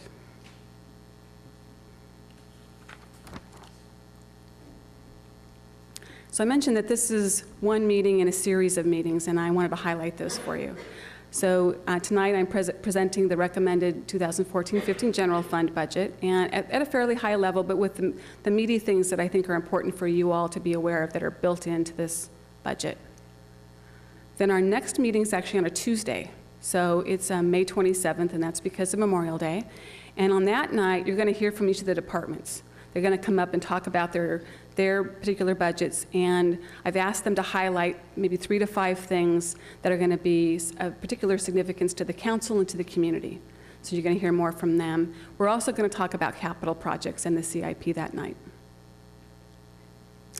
On Monday, June 9th, we're going to talk about all those other funds that we have that are separate from the general fund. And that would include wastewater, and that's also when we'll present to you more information about the Parking Enterprise Fund, which I've talked to you about. We'll present a structure for that and help you understand what it might mean and why it might be a good idea for us. We'll talk about reserves, and we'll talk about the fee schedule. And then Monday, June 23rd, I'll be back before you with adoption. So with that, I'll be happy to answer questions. Just a quick point of clarification before we get started. 2 issues. One is we're not adopting a budget tonight. We're accepting your report and Exactly. your premises and giving feedback about where we're going. That's Is that exactly correct? right. Yes. Okay.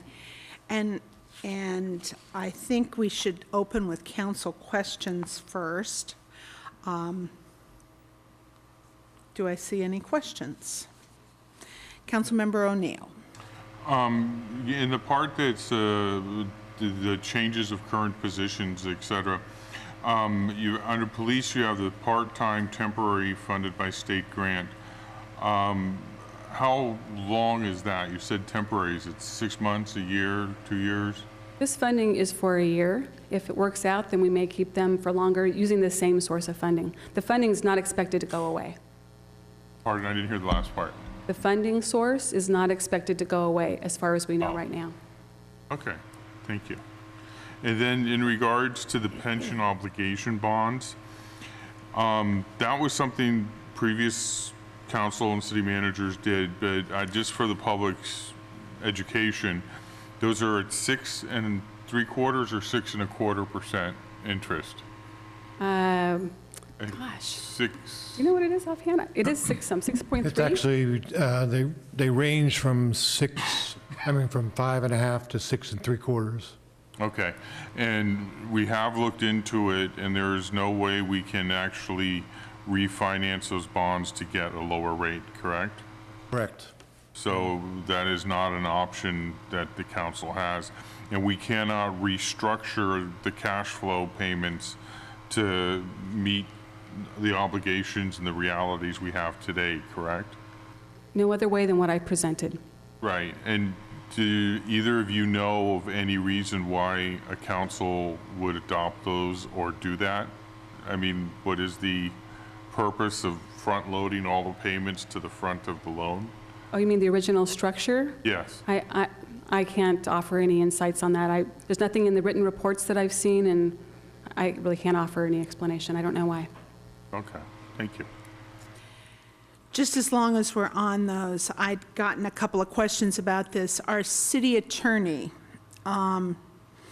because there's issues about not commingling or taking money from an enterprise fund, could you just talk about the legalities of doing this so everybody understands?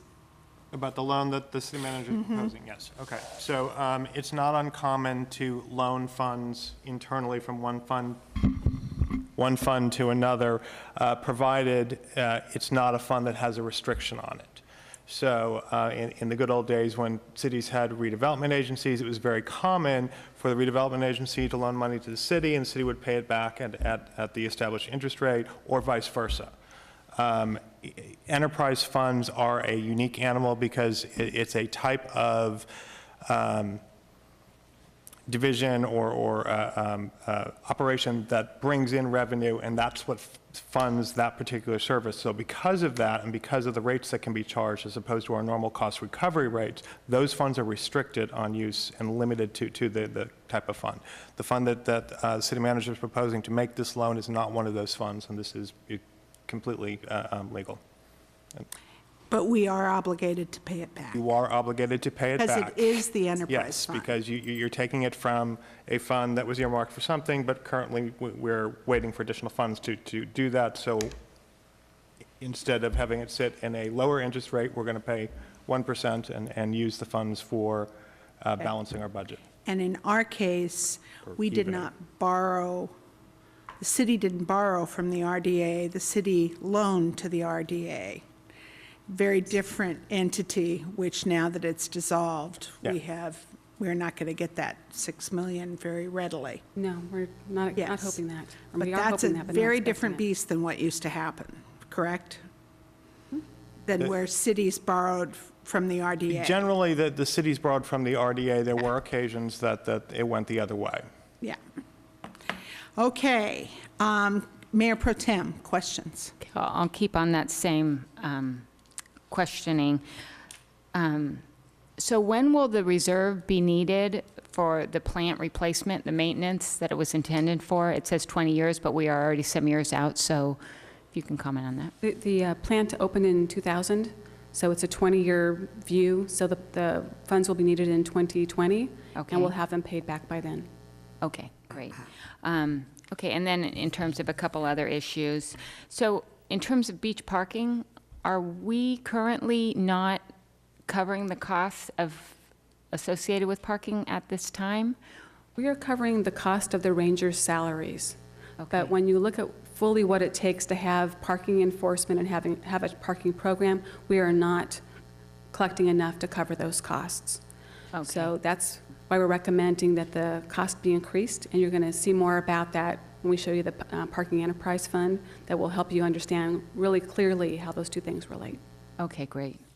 And then, so I just wanted to clarify something with the Assistant Finance Director going to a Financial Services Manager.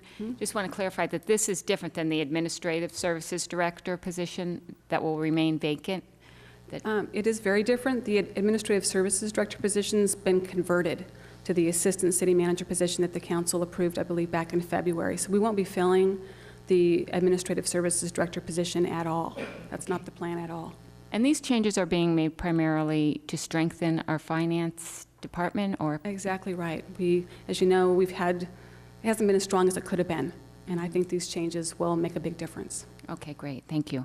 And then I wanted to ask a couple questions in regard to the non-department account. So one of the things that I'm concerned with is the pros and cons of each of these. So for instance, the Resource Center, or any of these you can take, and we provide finances, and then we hope that we get a better bang for our buck in return. And so thank you. I'm just a little concerned, or a lot concerned, that by cutting the funds to something like the Resource Center, we will be losing more than we're actually gaining. For instance, I know they leverage funds with the monies that they get from us. And so I was going to actually ask questions about how much they're able to leverage with the funds that we give them. And then if they were able to find any other funding source, because I know we've gone through this since, I think, 2008. We've been discussing these types of cuts, but they are the most painful cuts to make, and I think the council has been resistant to making these cuts because we know the high cost of making these cuts. Well, with council direction, I'd be happy to reach out to the Pacifica Resource Center and get a better handle on how they use the money and if they leverage it or how they use it. My understanding is I don't believe we even have an agreement with them for the money. So that would be something, if we were going to continue this, we would probably want to have in place, is some kind of an agreement. But I'd be happy to do that with council's direction, to reach out to them and get some more information. That'd be great. I'd appreciate that. Okay, Councilmember Stone. Thank you. Maybe this is premature. I did have a question about the beach parking. Are we going to be doing that in a more elaborate report, or should I ask questions about that now? You'll get information about the Enterprise Fund on June 9th, so you'll be able to see the revenues and the expenses and how they sort of match up. But in general, if you have questions tonight, especially to help us present that information better for you, we're happy to get them tonight. Okay, great. I was just wondering about this difference between a 4-hour, or there's the 4-hour cutoff, right? So under 4 hours is a certain price, and over 4 hours is a certain price. And I was just wondering how many people actually pay the over 8 or over 4 hour time frame. I don't think I've ever been at the beach for longer than 4 hours, but maybe there's people there. And so just wondering what those numbers were like, because it might be easier to have like a $5 fee for everything, or something. I don't know what would be the best, but I'm not just sure we would have logistically. that level of detail tonight, but happy to come back to you. Yeah, just something I'm interested in. It might be easier for everyone to do that. What else do we have? Oh, I saw the revenues here, and I just saw the sales tax number that you did itemize out. I do appreciate that. And then it did go up pretty significantly, 1.48 million, and then to 1.97. Can you explain what the difference there was? About $460,000 is from another source. It's property tax in lieu of sales tax. It's one of the states kind of shifting the money around. Our consultant, HDL, reports it to us together. And so when we're looking at the information they give us, the most recent report, they said that they expected sales tax to go up 4.7% in Pacifica. So I'm looking at that thinking, that doesn't make sense given our history. And then I realized it's because they're counting some other monies in sales tax. So that's when I decided it made more sense to have us meet industry standards and start looking at sales tax in the way that other entities do so that we can actually track it better. Okay. So it's not a big change in projection other than that 4%. No. It's just, We're just planning for a calculating it differently. little change in sales tax based on the core or the base, but the increase is really that shift in how we account for it. Okay, thank you. So, Councilmember O'Neill, did you, before, had some additional questions, so. Oh, I did too, that's why I was. Uh-huh. Did you want to Go go ahead. first? Oh. I just wanted to ask some questions in regards to the fund for the sewer, okay? If we were, okay, one of the issues, one of the many issues with the pension funds in California is the fact that when the stock market was going gangbusters, a lot of cities opted out of paying into it, which further increased the deficits we're now facing with a lot of the pension funds. But while we are, if we borrow the money from the sewer fund, the sewer bill that is sent to the people, to the public, property taxes every year will still go into that fund, correct? It definitely will. Okay, and I did ask Lori today about, is that fund adequately funded or on target to be funded, or is it not, you know what I mean, is it underwater? And you said? The wastewater construction fund currently has $5.7 million in it. And is that, and that's on target for where it should be about now? Yes, it is. Given the 20-year lifespan? And that, that we are legally required to pay this back by state law, like, I don't know who would enforce that if the council decided not to, but would we be suing ourselves? I'm sure somebody would hold us accountable. Okay, okay.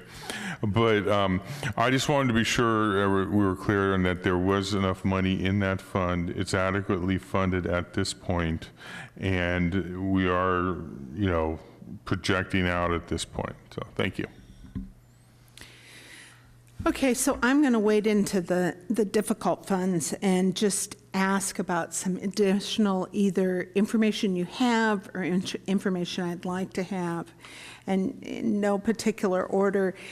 This $3,000 to the Beach Coalition, do they continue to get money from our SEP on the Children of the Oceans? I think I have that right. Lawsuit, I believe that they do, from wastewater. Do you know how much that is? I don't know, but we can come back to you with that. But that is not this money? It is not. This is the money that we contribute for Earth Day. Okay, so, all right, so they're getting money there. And have you heard anything from the chamber? As you know, we made a presentation to the board last week, and I walked them through a similar presentation that the council saw in April. And they were asking about their funding, and then they saw the numbers. I wouldn't say every single one of them, but the majority of them understood why we were considering not funding them next year. Yes. Okay, and in terms of the resource center, there was a time, and I bring this up because I've been kind of deep in the mental health stuff with the county, but the county has a Department of Social Services, and I am wondering about issues, and is there any effort or any way when you get the funding information for the resource center, we could also look at funds from the county to increase, like eligibility work. There's several different programs for homeless individuals that are struggling. I mean, what we do is great. I love what the Pacifica Resource Center does, but in many cities that doesn't exist because it's typically a county function, so we do it as kind of a private nonprofit, and I want to know that there might be ways or issues that we could continue to provide services in a more robust way. One of the reasons I believe for having this is to because we're over the hill and we're in a different location and we're often removed from the county. Do you know if that's possible? Do you know if anything like that is possible, or if that? I don't know. Or have we even asked?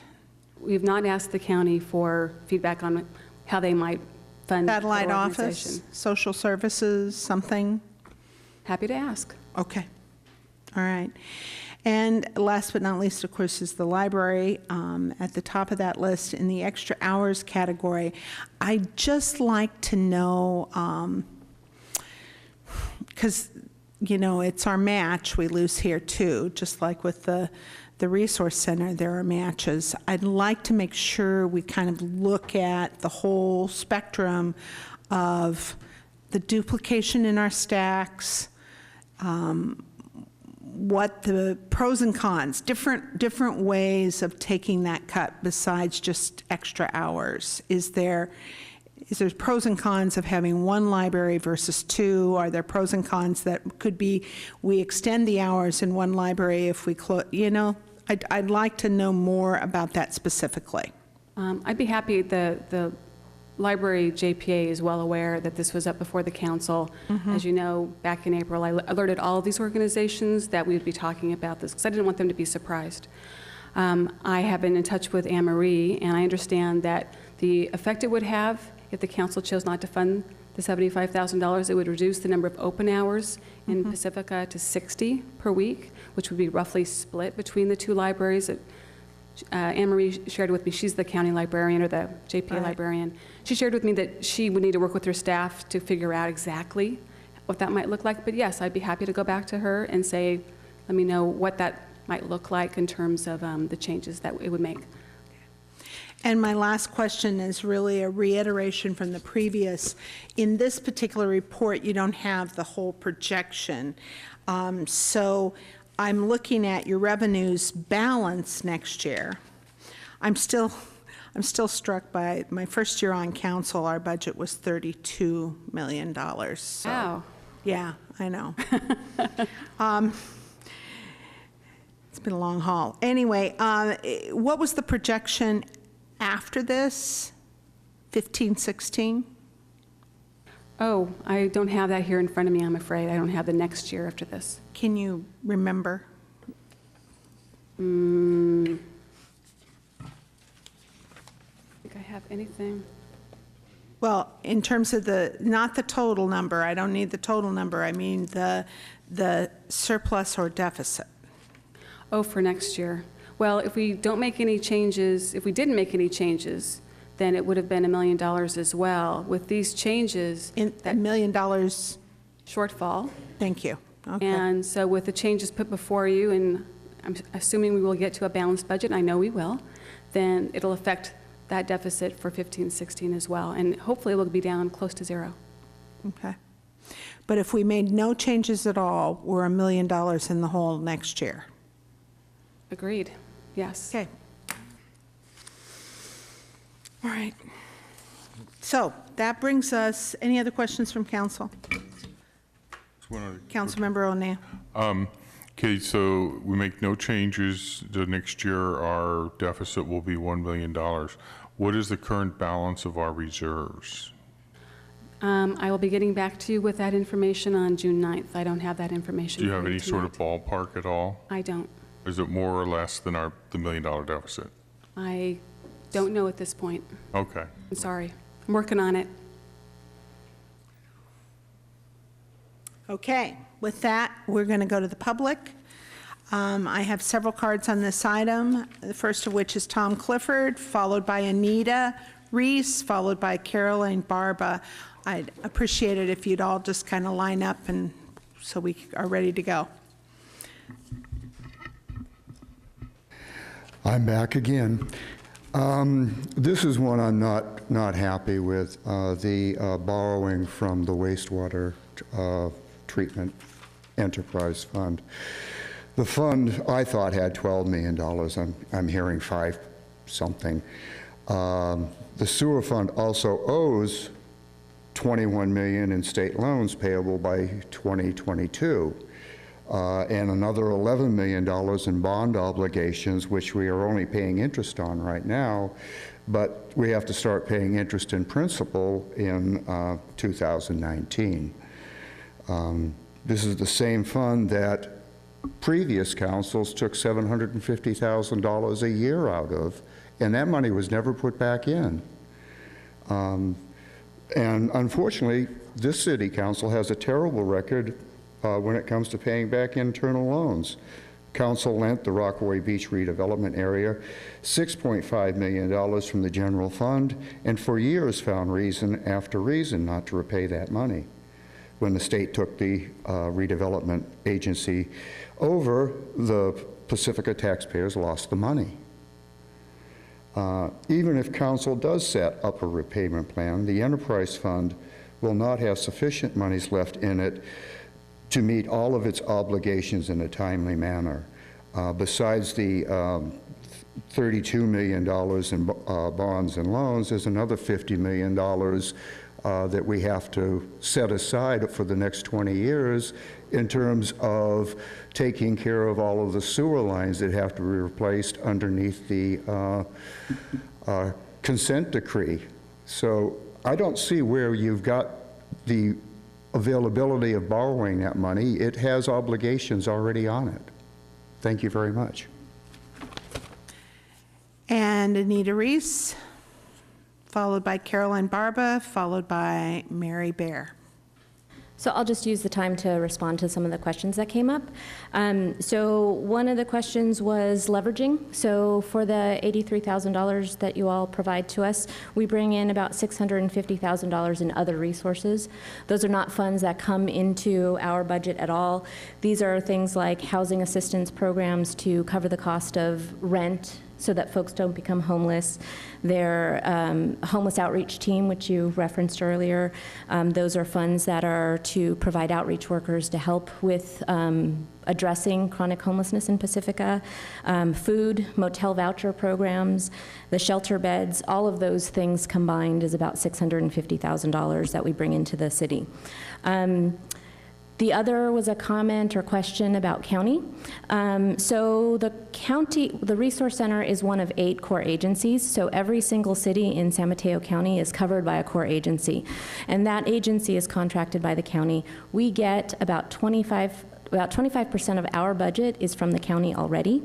We receive the 3rd highest contract, but we serve the least number of people compared to all of the other core agencies. So when you say maybe the county can pick it up, they've kind of picked it up already, recognizing that we have a challenge doing fundraising outside of the city of Pacifica because we're so local that the bigger foundations aren't interested in funding us unless we can go regional. And one of the great things about the Resource Center is that we focus on Pacifica residents. And so that then limits inherently what we can bring in. So I think that we've done a pretty good job at diversifying our funds. When I started 4 years ago, we had, I think the county or the city funding was about 25 to 30% of our budget. It's now about 20%, but we've also grown in size to address the growing need in the city. So I'm very happy to continue to work with you all and give you as much information as you'd like. Thank you.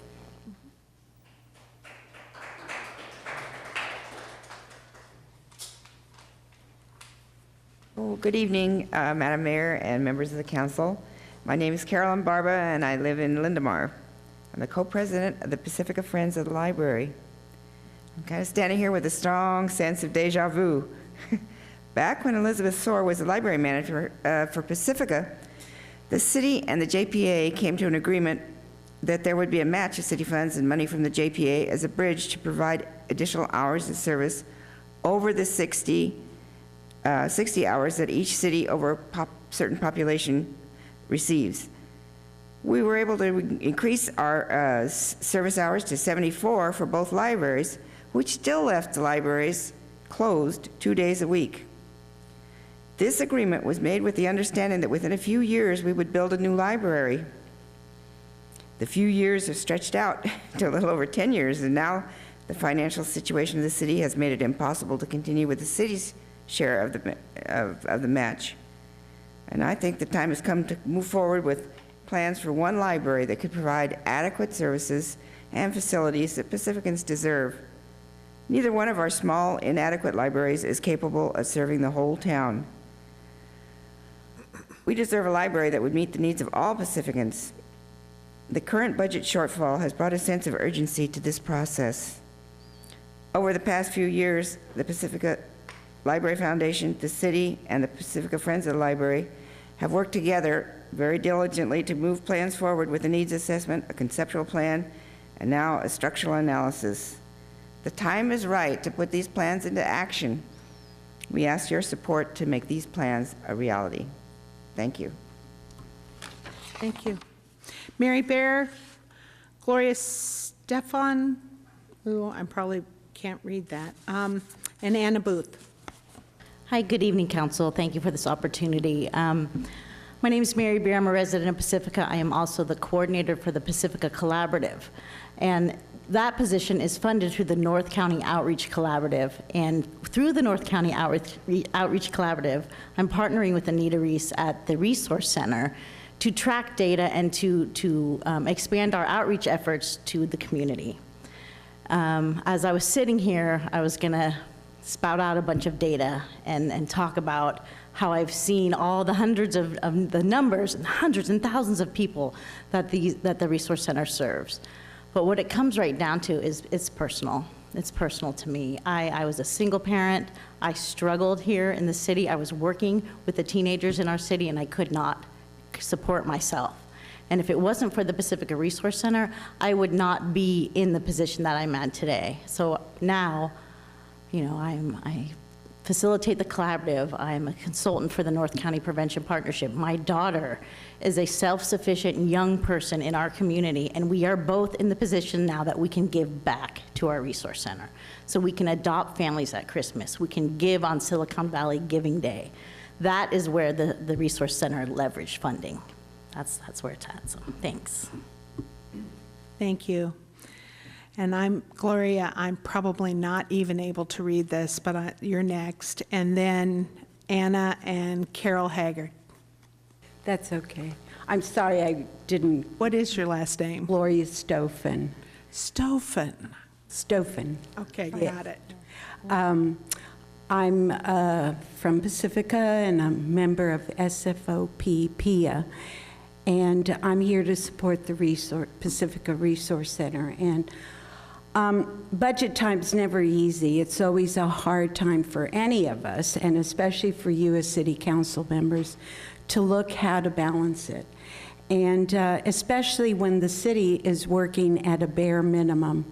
However, so many of our Pacifican families have been helped by the Pacifica Resource Center. And to cut funding would take away so many vital services that they currently administer. It's especially hard to hear or see if the center is closed on a Friday. Emergency happens, and emergencies, a homeless person, a domestic violence issue, someone's evicted, or something happens. And it doesn't make any difference if it's a Sunday, or if it's a Friday, or if it's a Monday. And to see the possibility of even one day of the center being closed really would take away from our services. Also, the fact that we live geographically on the coast, even though we're considered a coastal community, the coastal communities, for instance, Half Moon Bay and Pescadero, they don't think of us as coastal communities. They think of us as part of the city, Daly City, whatever. The transportation issue is horrible, and that's one reason why we really, really want to make sure we maintain our resource center. Thank you for your time, and please, no cuts. Okay. Anna Booth, Carol Haggard, and Julia Elmer. Good evening. I've come to ask you to continue your support of the Resource Center. As you just heard, the county's already doing its part. The Resource Center is doing its part, the volunteers are doing their part, and the city has always been doing its part, and we hope that the city will continue. We've heard a lot of statistics about how much money we saved in income taxes and how much food we give away, but the one that struck me is that 4,000 people in Pacifica depend upon the Resource Center for help. That's 1 in every 10, that's 1 in every neighborhood, 1 in every family. We all know people who depend upon the Resource Center. And these are not superficial services, these are the needs of life: food, clothing, food, shelter, and assistance in legal assistance, free meals, and help with emergency rent and utilities. The philosophy here is to prevent homelessness by helping someone who in an emergency situation needs help with these things so they can stay at home. And Pacifica is a very benevolent community. I hope you will continue this. It's real good to see Mike O'Neill helping out as a volunteer, sometimes at election time. You all come and volunteer. So remember the organization that you've been working so hard for, and continue your support of our wonderful Resource Center. Thank you. Carol Haggard, Julie Elmer, and Gioconda Egan. Hi, I'm Carol Haggard. I'm here to support the Pacifica Resource Center. Mine is a personal, very personal story. We owned a house here in Pacifica and lost it 5 years ago due to my partner losing his job. And it was really heartbreaking and hard for all of us, especially my daughter, who's 14 now. I don't want to make this too long. Do I still have the 3-minute limit here? Okay. All right. So the Resource Center has been incredible, absolutely incredible for help with us. If it wasn't for them, they got us into a shelter, they got us food, they got us clothing, they got us Christmas. They helped with so many things, and I still go to them for help because we just can't get by in this community and can't really move. We're in a catch-22 because my daughter is so hooked into her school here. And they have just been absolutely so helpful to us. I can't even say. I can always call Marina and talk to her about personal problems, financial problems. And, you know, when we talk about like dogs' needs and beautifying the community, that's all great. But if we don't have the people here to do it, who are stable and healthy, to be able to fulfill those positions to help our community, we don't have anything. So please continue the funding. I pray and I hope that you will consider continuing the funding because it saved our lives. Thank you. Julie, Gioconda, and then Deirdre Finnegan. Hi, I'm Julie Ulmer. I'm on the advisory board of the Pacifica Resource Center, and I wanted to ask if there was anybody who is speaking or not speaking that would like to just stand in the audience who is here to support the Resource Center. I just wanted to give you a short synopsis of why I became involved in the Resource Center. When my son was young, I started going into the pantry a couple of times and helping them organize. Eventually, my son entered school, and we had at Ortega the Adopt a Family program, which pairs families in need with people who are donating gifts. And I went and I organized it, and I got all the things, and I brought them into the Resource Center. Maybe we adopted 5 or 6 families. And I walked into the hall of the Resource Center, and on both sides there was lines of the same kinds of packages on either side. And I thought to myself, that's so weird. We don't have all these people that would need that here. And I've now learned that last year I organized at Ortega again, and the need was still there, and the Resource Center helped over 120 families just with this one program. 242 children got presents from this one program. And that's why I became involved and got on the board of the Resource Center. I also began going to the American Legion Hall for the Family Harvest, which is on the third Wednesday. And it is amazing, first of all, how many people are there. And I work at 2 of the public schools here in Pacifica. I'm the art teacher. I'm actually teaching the $136 class that you quoted from. And there are familiar faces that show up there. I think it's such a hidden problem here. The Resource Center is such a wonderful gift to this community.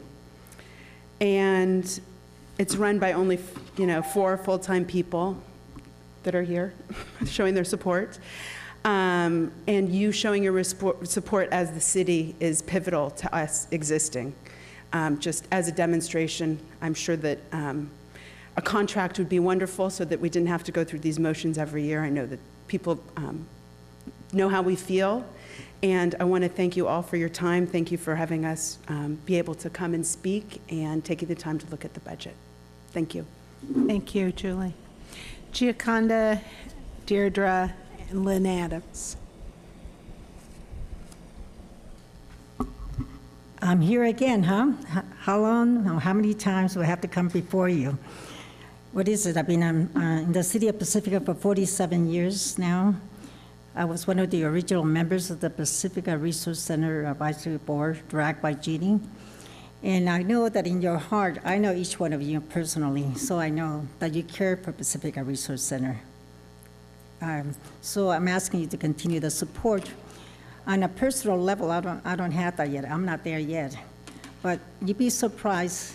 In my line of work, is I'm a paralegal, so I help people get on Social Security disability, SSI, or anything that falls under Social Security.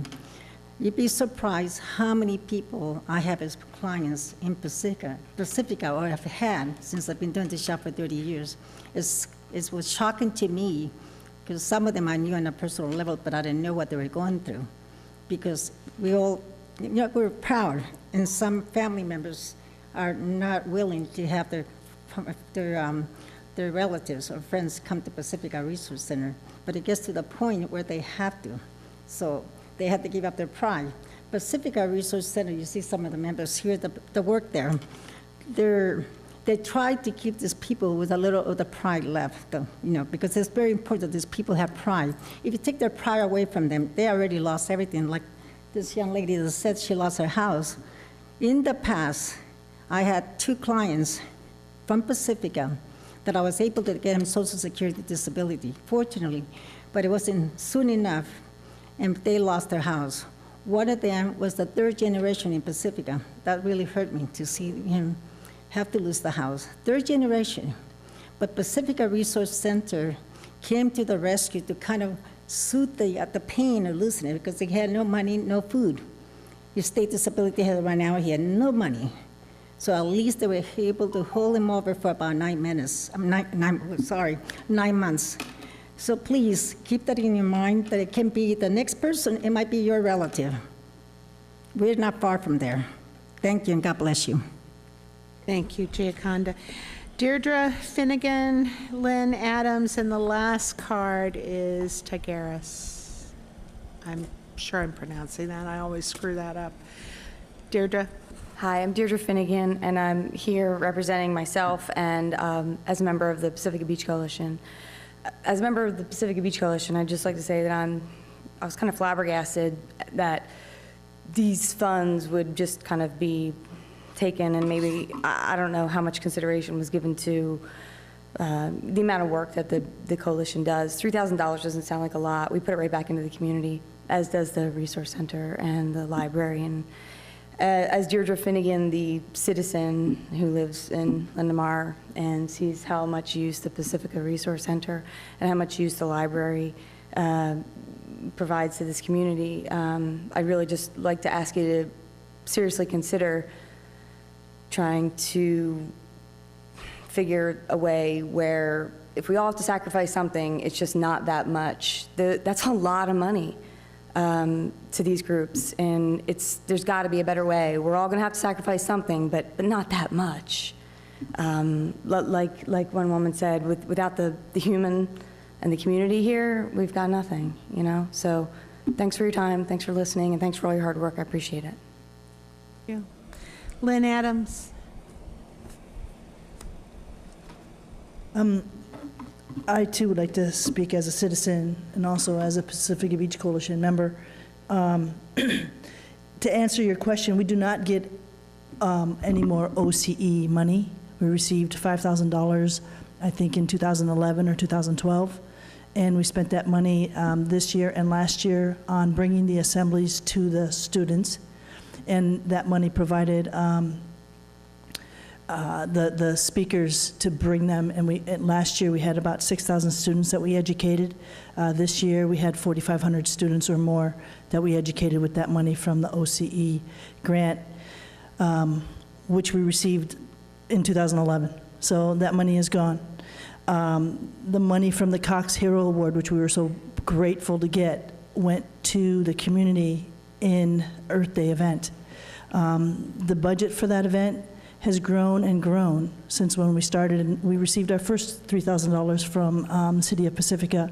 We had maybe 450 people that year for Earth Day and Coastal Cleanup Day, and that money was targeted to help support the Beach Coalition to bring this event to the community.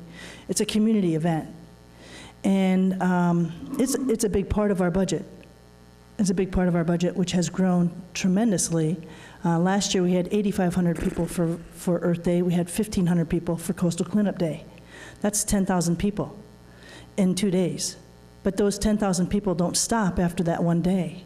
They continue to pick up and clean up, and that has made a significant difference to our Public Works Department, which would not even be able to touch the litter that we have had in Pacifica. And we've seen a reduction in that litter from over 20 yards, 20 cubic yards, the hugest dumpster you can get, to less than half, okay? And for recycling, we went from over full 20 yard to 25%. So that's really important. I also support the Pacifica Resource Center, and I support the library. These are programs that help people in Pacifica.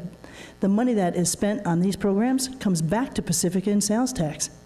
Most of this money is spent in Pacifica, and the Pacifica Beach Coalition is real cognizant of trying to bring industry and business to Pacifica, and we appreciate your support.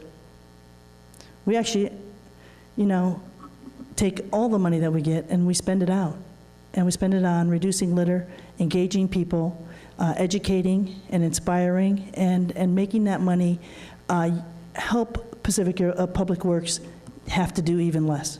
Because we know that our businesses and our public works do not have time to go out and sweep up cigarette butts, do not have time to clean up our beach or our promenades.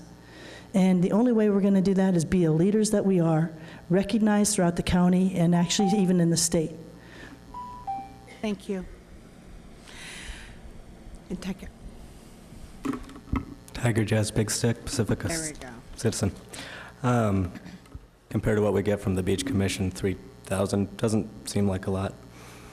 When I was here about a month ago, we heard a presentation by a group talking about reducing youth using drugs. What occurred to me as I was listening was that if kids have a safe place to go, maybe they need to escape from their parents or whatever, libraries provide a very good, safe place where they can go rather than escapism using, say, drugs, which also will serve to solve problems later in their future. I don't know where a central library would be. I know nothing about that, but just from my perspective, having two libraries as they are, that's two places where people without cars who maybe have difficulty using buses can easily go and use the libraries. As somebody who didn't have a car for most of my life, having the Sanchez Library right there made life a whole lot easier in moments where I did want to escape from my household for whatever reason or had a school project or what have you. Also, the Pacifica Resource Center, a couple of times I've spoken about my personal views on it, and so I'll do it again because I think it's very, very important. I have friends who have utilized the Pacifica Resource Center in their lives and got to a place that was a hell of a lot better for it, pardon my language. And also myself working as an in-home supportive services provider for somebody with disabilities and standing in the food bank lines in that context, hanging out with other members of the community who needed help from the resource center. It essentially makes this a community that's worth living in. All these funds really amount to making this a community that we can all be so grateful to be living in, that I am so grateful to be living in. And it's imperative that the quality of these services be neither impaired nor diminished. Thank you. Thank you. Okay, that was the final card, and I'm going to bring it back to council.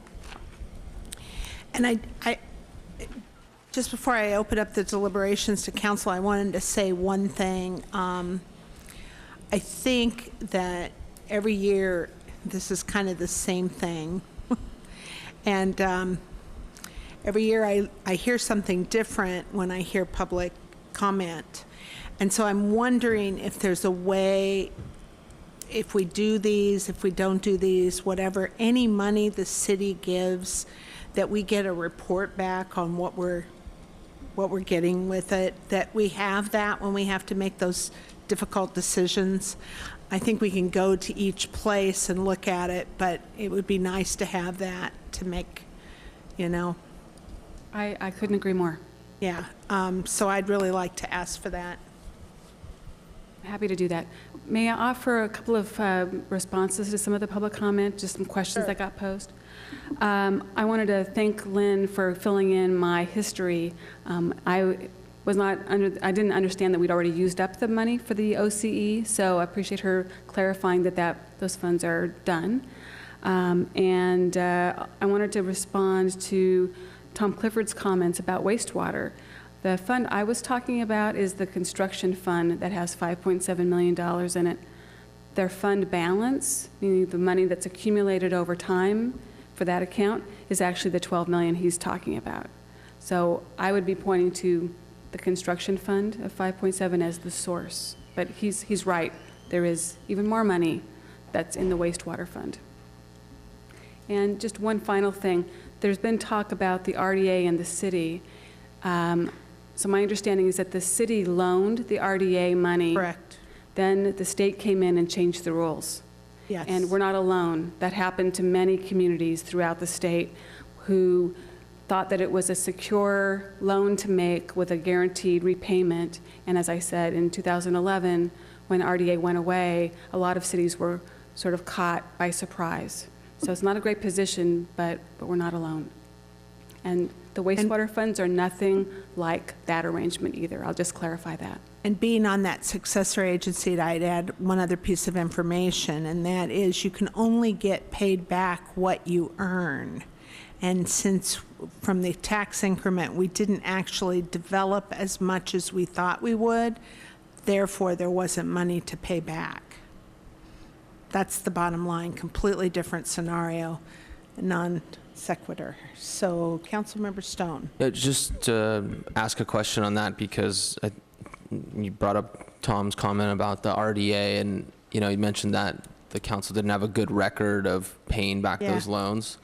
I don't know when the money was put in there. It was long before I was on the council. Does anyone up here know? In the 80s, yeah, 86, I think. Steve, did you look at that recently?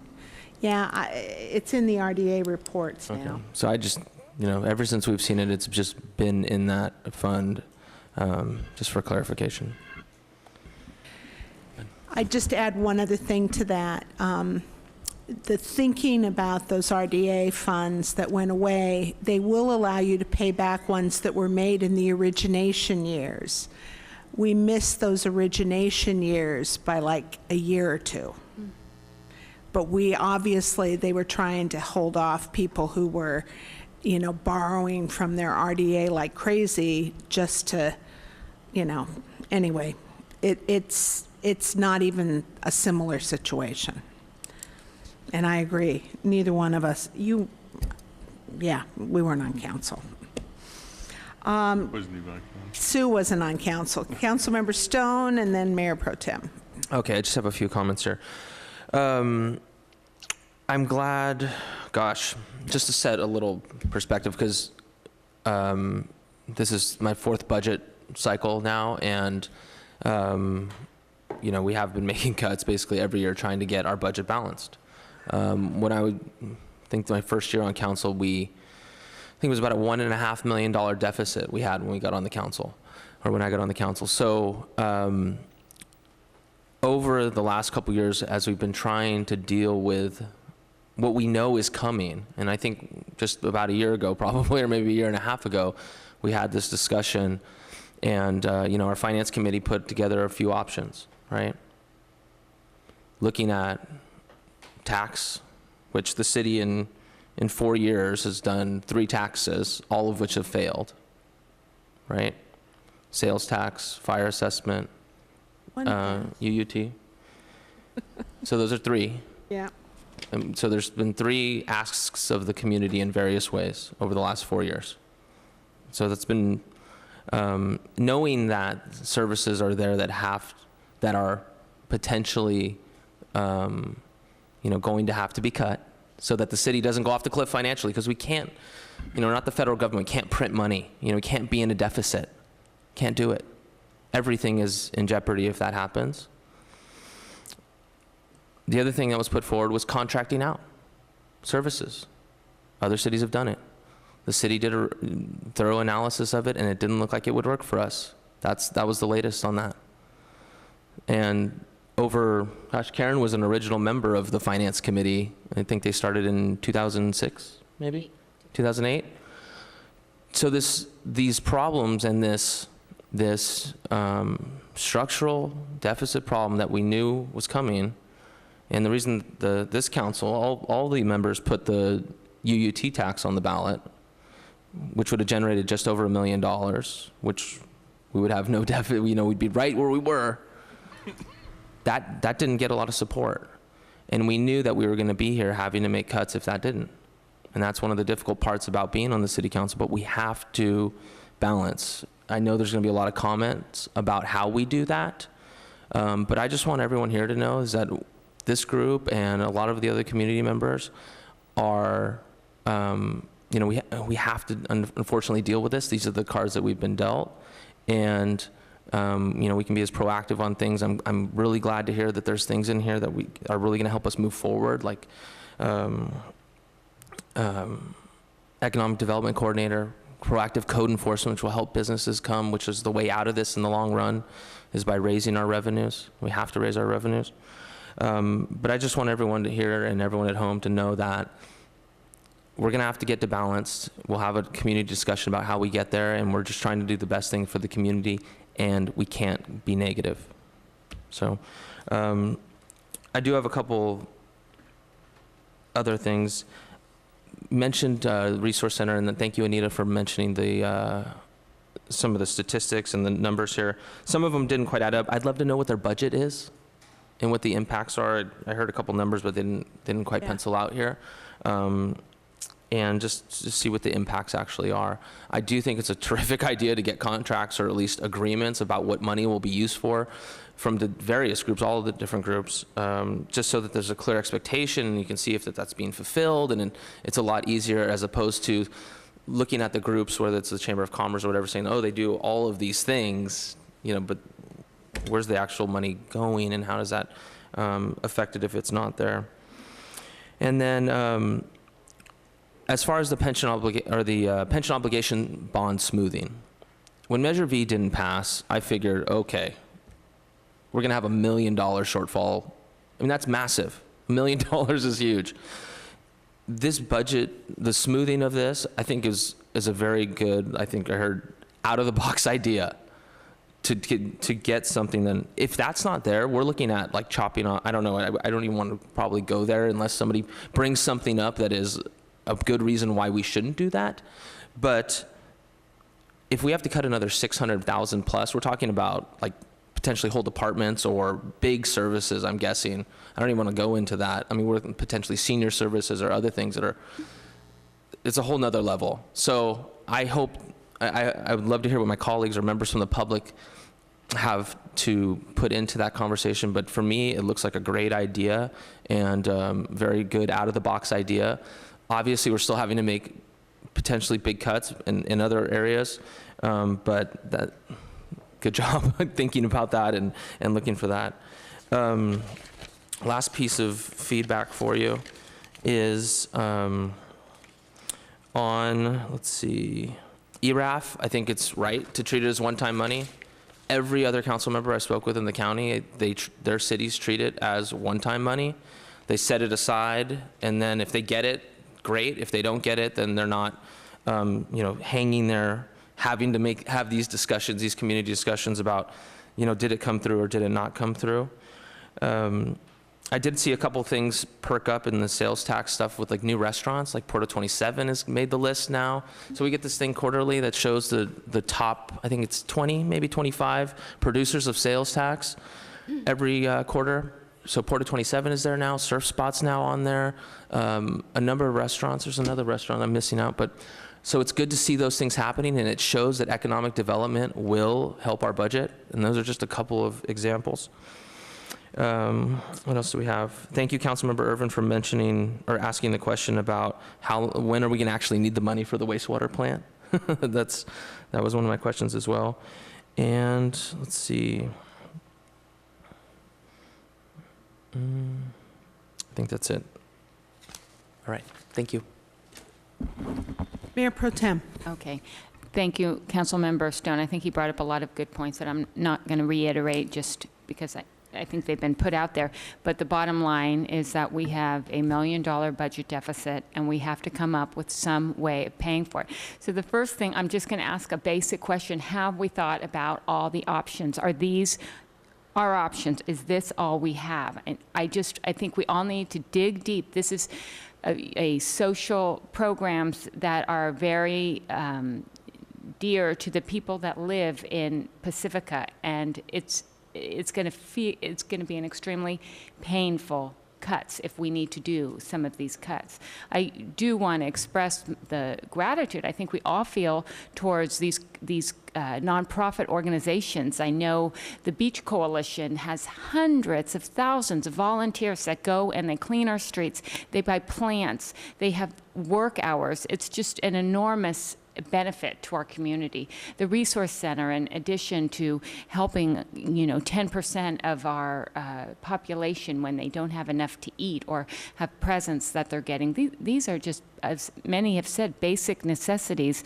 And this is a really tough, it's incredibly painful. These are incredibly important organizations to, I can't speak for everybody, but to all of us, this is not an easy to even consider.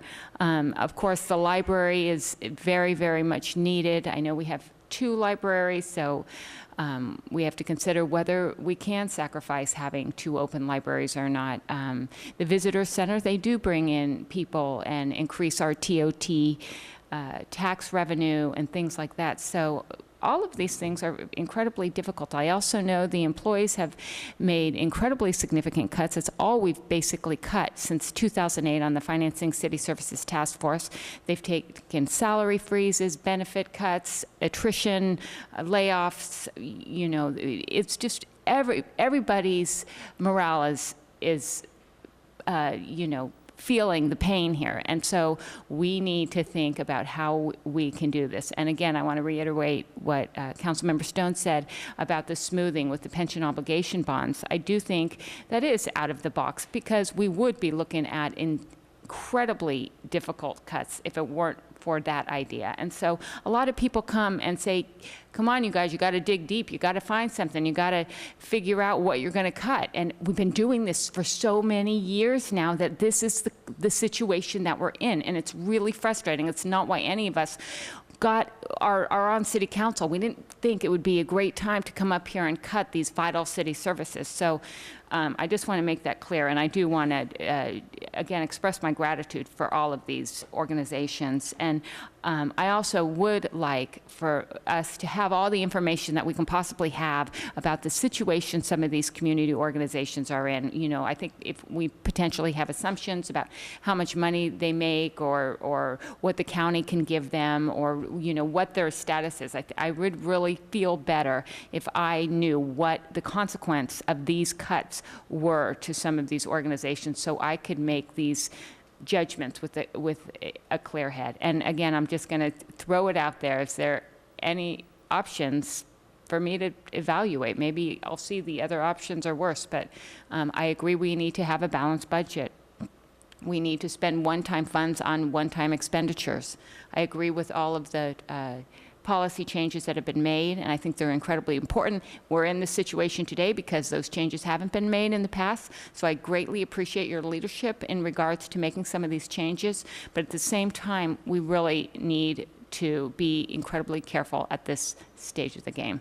And thank you again for your report and the work done on this budget. Do you want me to offer a response, or? If you have a response, I would like to. Well, you even sort of answered your own question, I think, as you gave the list of things that the city's already been through over the past 5 or more years. My early report in April recapped some of those, the cuts that the staff have taken, the reduction in number of staff, which meant some services have changed. So there's been, you know, as I have used elsewhere, the low-hanging fruit, it's gone. We've picked it. And we're now looking at things that I know you've considered before and always not chosen to, the changes you've not chosen to make. They are tough changes. They are very tough changes. So I'll answer it in a slightly different way, building on that. So when a city manager brings forward a recommended budget, it is that. I'm not sure I've ever presented a budget and the council hasn't said, we don't want X, Y, or Z, come back with something else. And staff will do that. But as you yourself said, you may not like those choices much better either. But you know, it is up to the council to adopt the budget, and I'm here to serve you. So with your direction, I will go back and do whatever I can to come up with a response to the direction that I get. Okay. But again, we've done so much elsewhere that the timing seemed that these are the things that we had to put forward. Great, thank you. I don't have, okay. Councilmember Degree? All right. I agree that the smoothing ideas was very gratifying, actually, and the ERAF one-time, things like that. I guess the most frustrating thing is that over the years, we have to realize that there has been an economic issue, not just in this town, but everywhere. And I always feel frustrated, and I don't know even now if we're allowed to look into this, the aspect of marketing what we have. I don't think we have marketed what we have well enough. And then again, I realize that because of the economic times and the things that the council in the most recent past have approved in this city that never came to fruition, and it wasn't because we didn't approve it. It was because the economy ditched and it wasn't able to happen. And there were quite a few of those situations. I like to think we're on the verge of another influx of people interested in what is available in Pacifica that's still left to be developed, and what we could do and how that could affect our income. I don't know, but we never seem to wed the two at the right time, or that's my observation after many years of being in the same thing, remembering again that the economy is the economy and we really didn't create that. The soul of the city is these items that the NGOs, and so I was wondering if you could look at maybe a percentage or a portion, how that would look. And truthfully, I think we have talked about it and we will look at it, but it's very concerning as to when you cut, for example, the resource center, the amount of cost to the city in the long run is going to be so much more than what we save by that cutting. So I would say the Resource Center in particular, and I also did not realize that they are not getting funding from the Tides Foundation, but there's another Tides part that pays to do that they have to pay for their accounting, which I really didn't realize that. And I think the other one is the library. I don't know whether alternating days closed would make any difference. I certainly do understand that a public library, I don't think I could pull the lever to say no on a public library, because in my upbringing, free libraries is education. You think of Lincoln and all that, and anybody of any economic status, rich, poor, homeless, whatever, has the opportunity to go in there and by being around people and books and learning, that they can pull themselves out of whatever situation they were thrown in. So yeah, I would hope that there is still something more we could look at. Councilmember O'Neill? I didn't even press my button. I have to admit I'm kind of all over on this, okay, as I talked to Lori this afternoon when we met, or this morning. I fully agree we need to have a balanced budget, but I cannot vote to cut the funding for the Resource Center, because I think that is critical to who we are, and the saying of how you treat your people that need the help the most defines yourself as a community. Library, chamber, and Beach Coalition, I can vote for to cut. I am concerned though about, I can understand why we're considering looking at the sewer treatment plant fund. I can understand the concept, especially since that bond was such a disservice to the city. I can understand why we want to do the leveling out and everything, but again, I feel that this is again a one-time fix, okay? How many times could we go and borrow internally? It's like using a credit card to balance and make your mortgage payment, okay? And you can rationalize, I took $1,000 pay cut, but I'm gonna use my credit card for 12 months to make my mortgage payment while I'm doing that. And I just am very concerned. I understand the concept, all that, but I am concerned that this is again a one-time fix for a problem that is a chronic problem in the town. And so I'll admit I might be nebulous and incoherent, but I'm just kind of like thinking out loud. But the basic fact is I do not want to cut the Resource Center. I think we need to look at something else for that. The rest I would vote to cut, and I'm still kind of chewing on the whole sewer treatment plant fund. Okay, well, 6 years. I haven't done anything but cut for 6 years. I'm just saying. I did see the budget the year I got on. Before I got on, it was 32 million. I also know that it was 6.9 million to the good, and we had a 3.1, I believe, $1 million structural deficit. Nobody understood what a structural deficit is, except when you see the 6.9 million go in half, you suddenly get the structural deficit, and we've been every year since trying to recover. So I'm not even going to reiterate it. I'm just going to say Councilmember Stone was right. We've asked the public, and meanwhile, how we've done this is cutting employees, no salary increases, not even talking about it. They've continued to pick up more out of pocket for all their costs.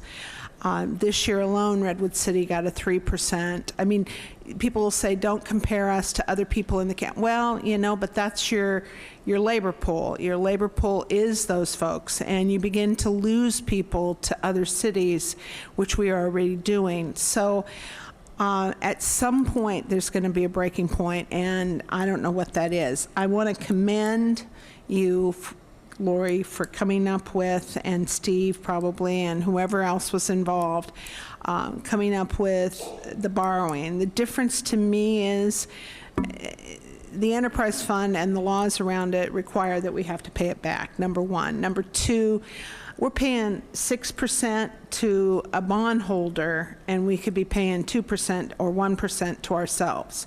Huge difference to me. Huge difference to me when I look at that whole process.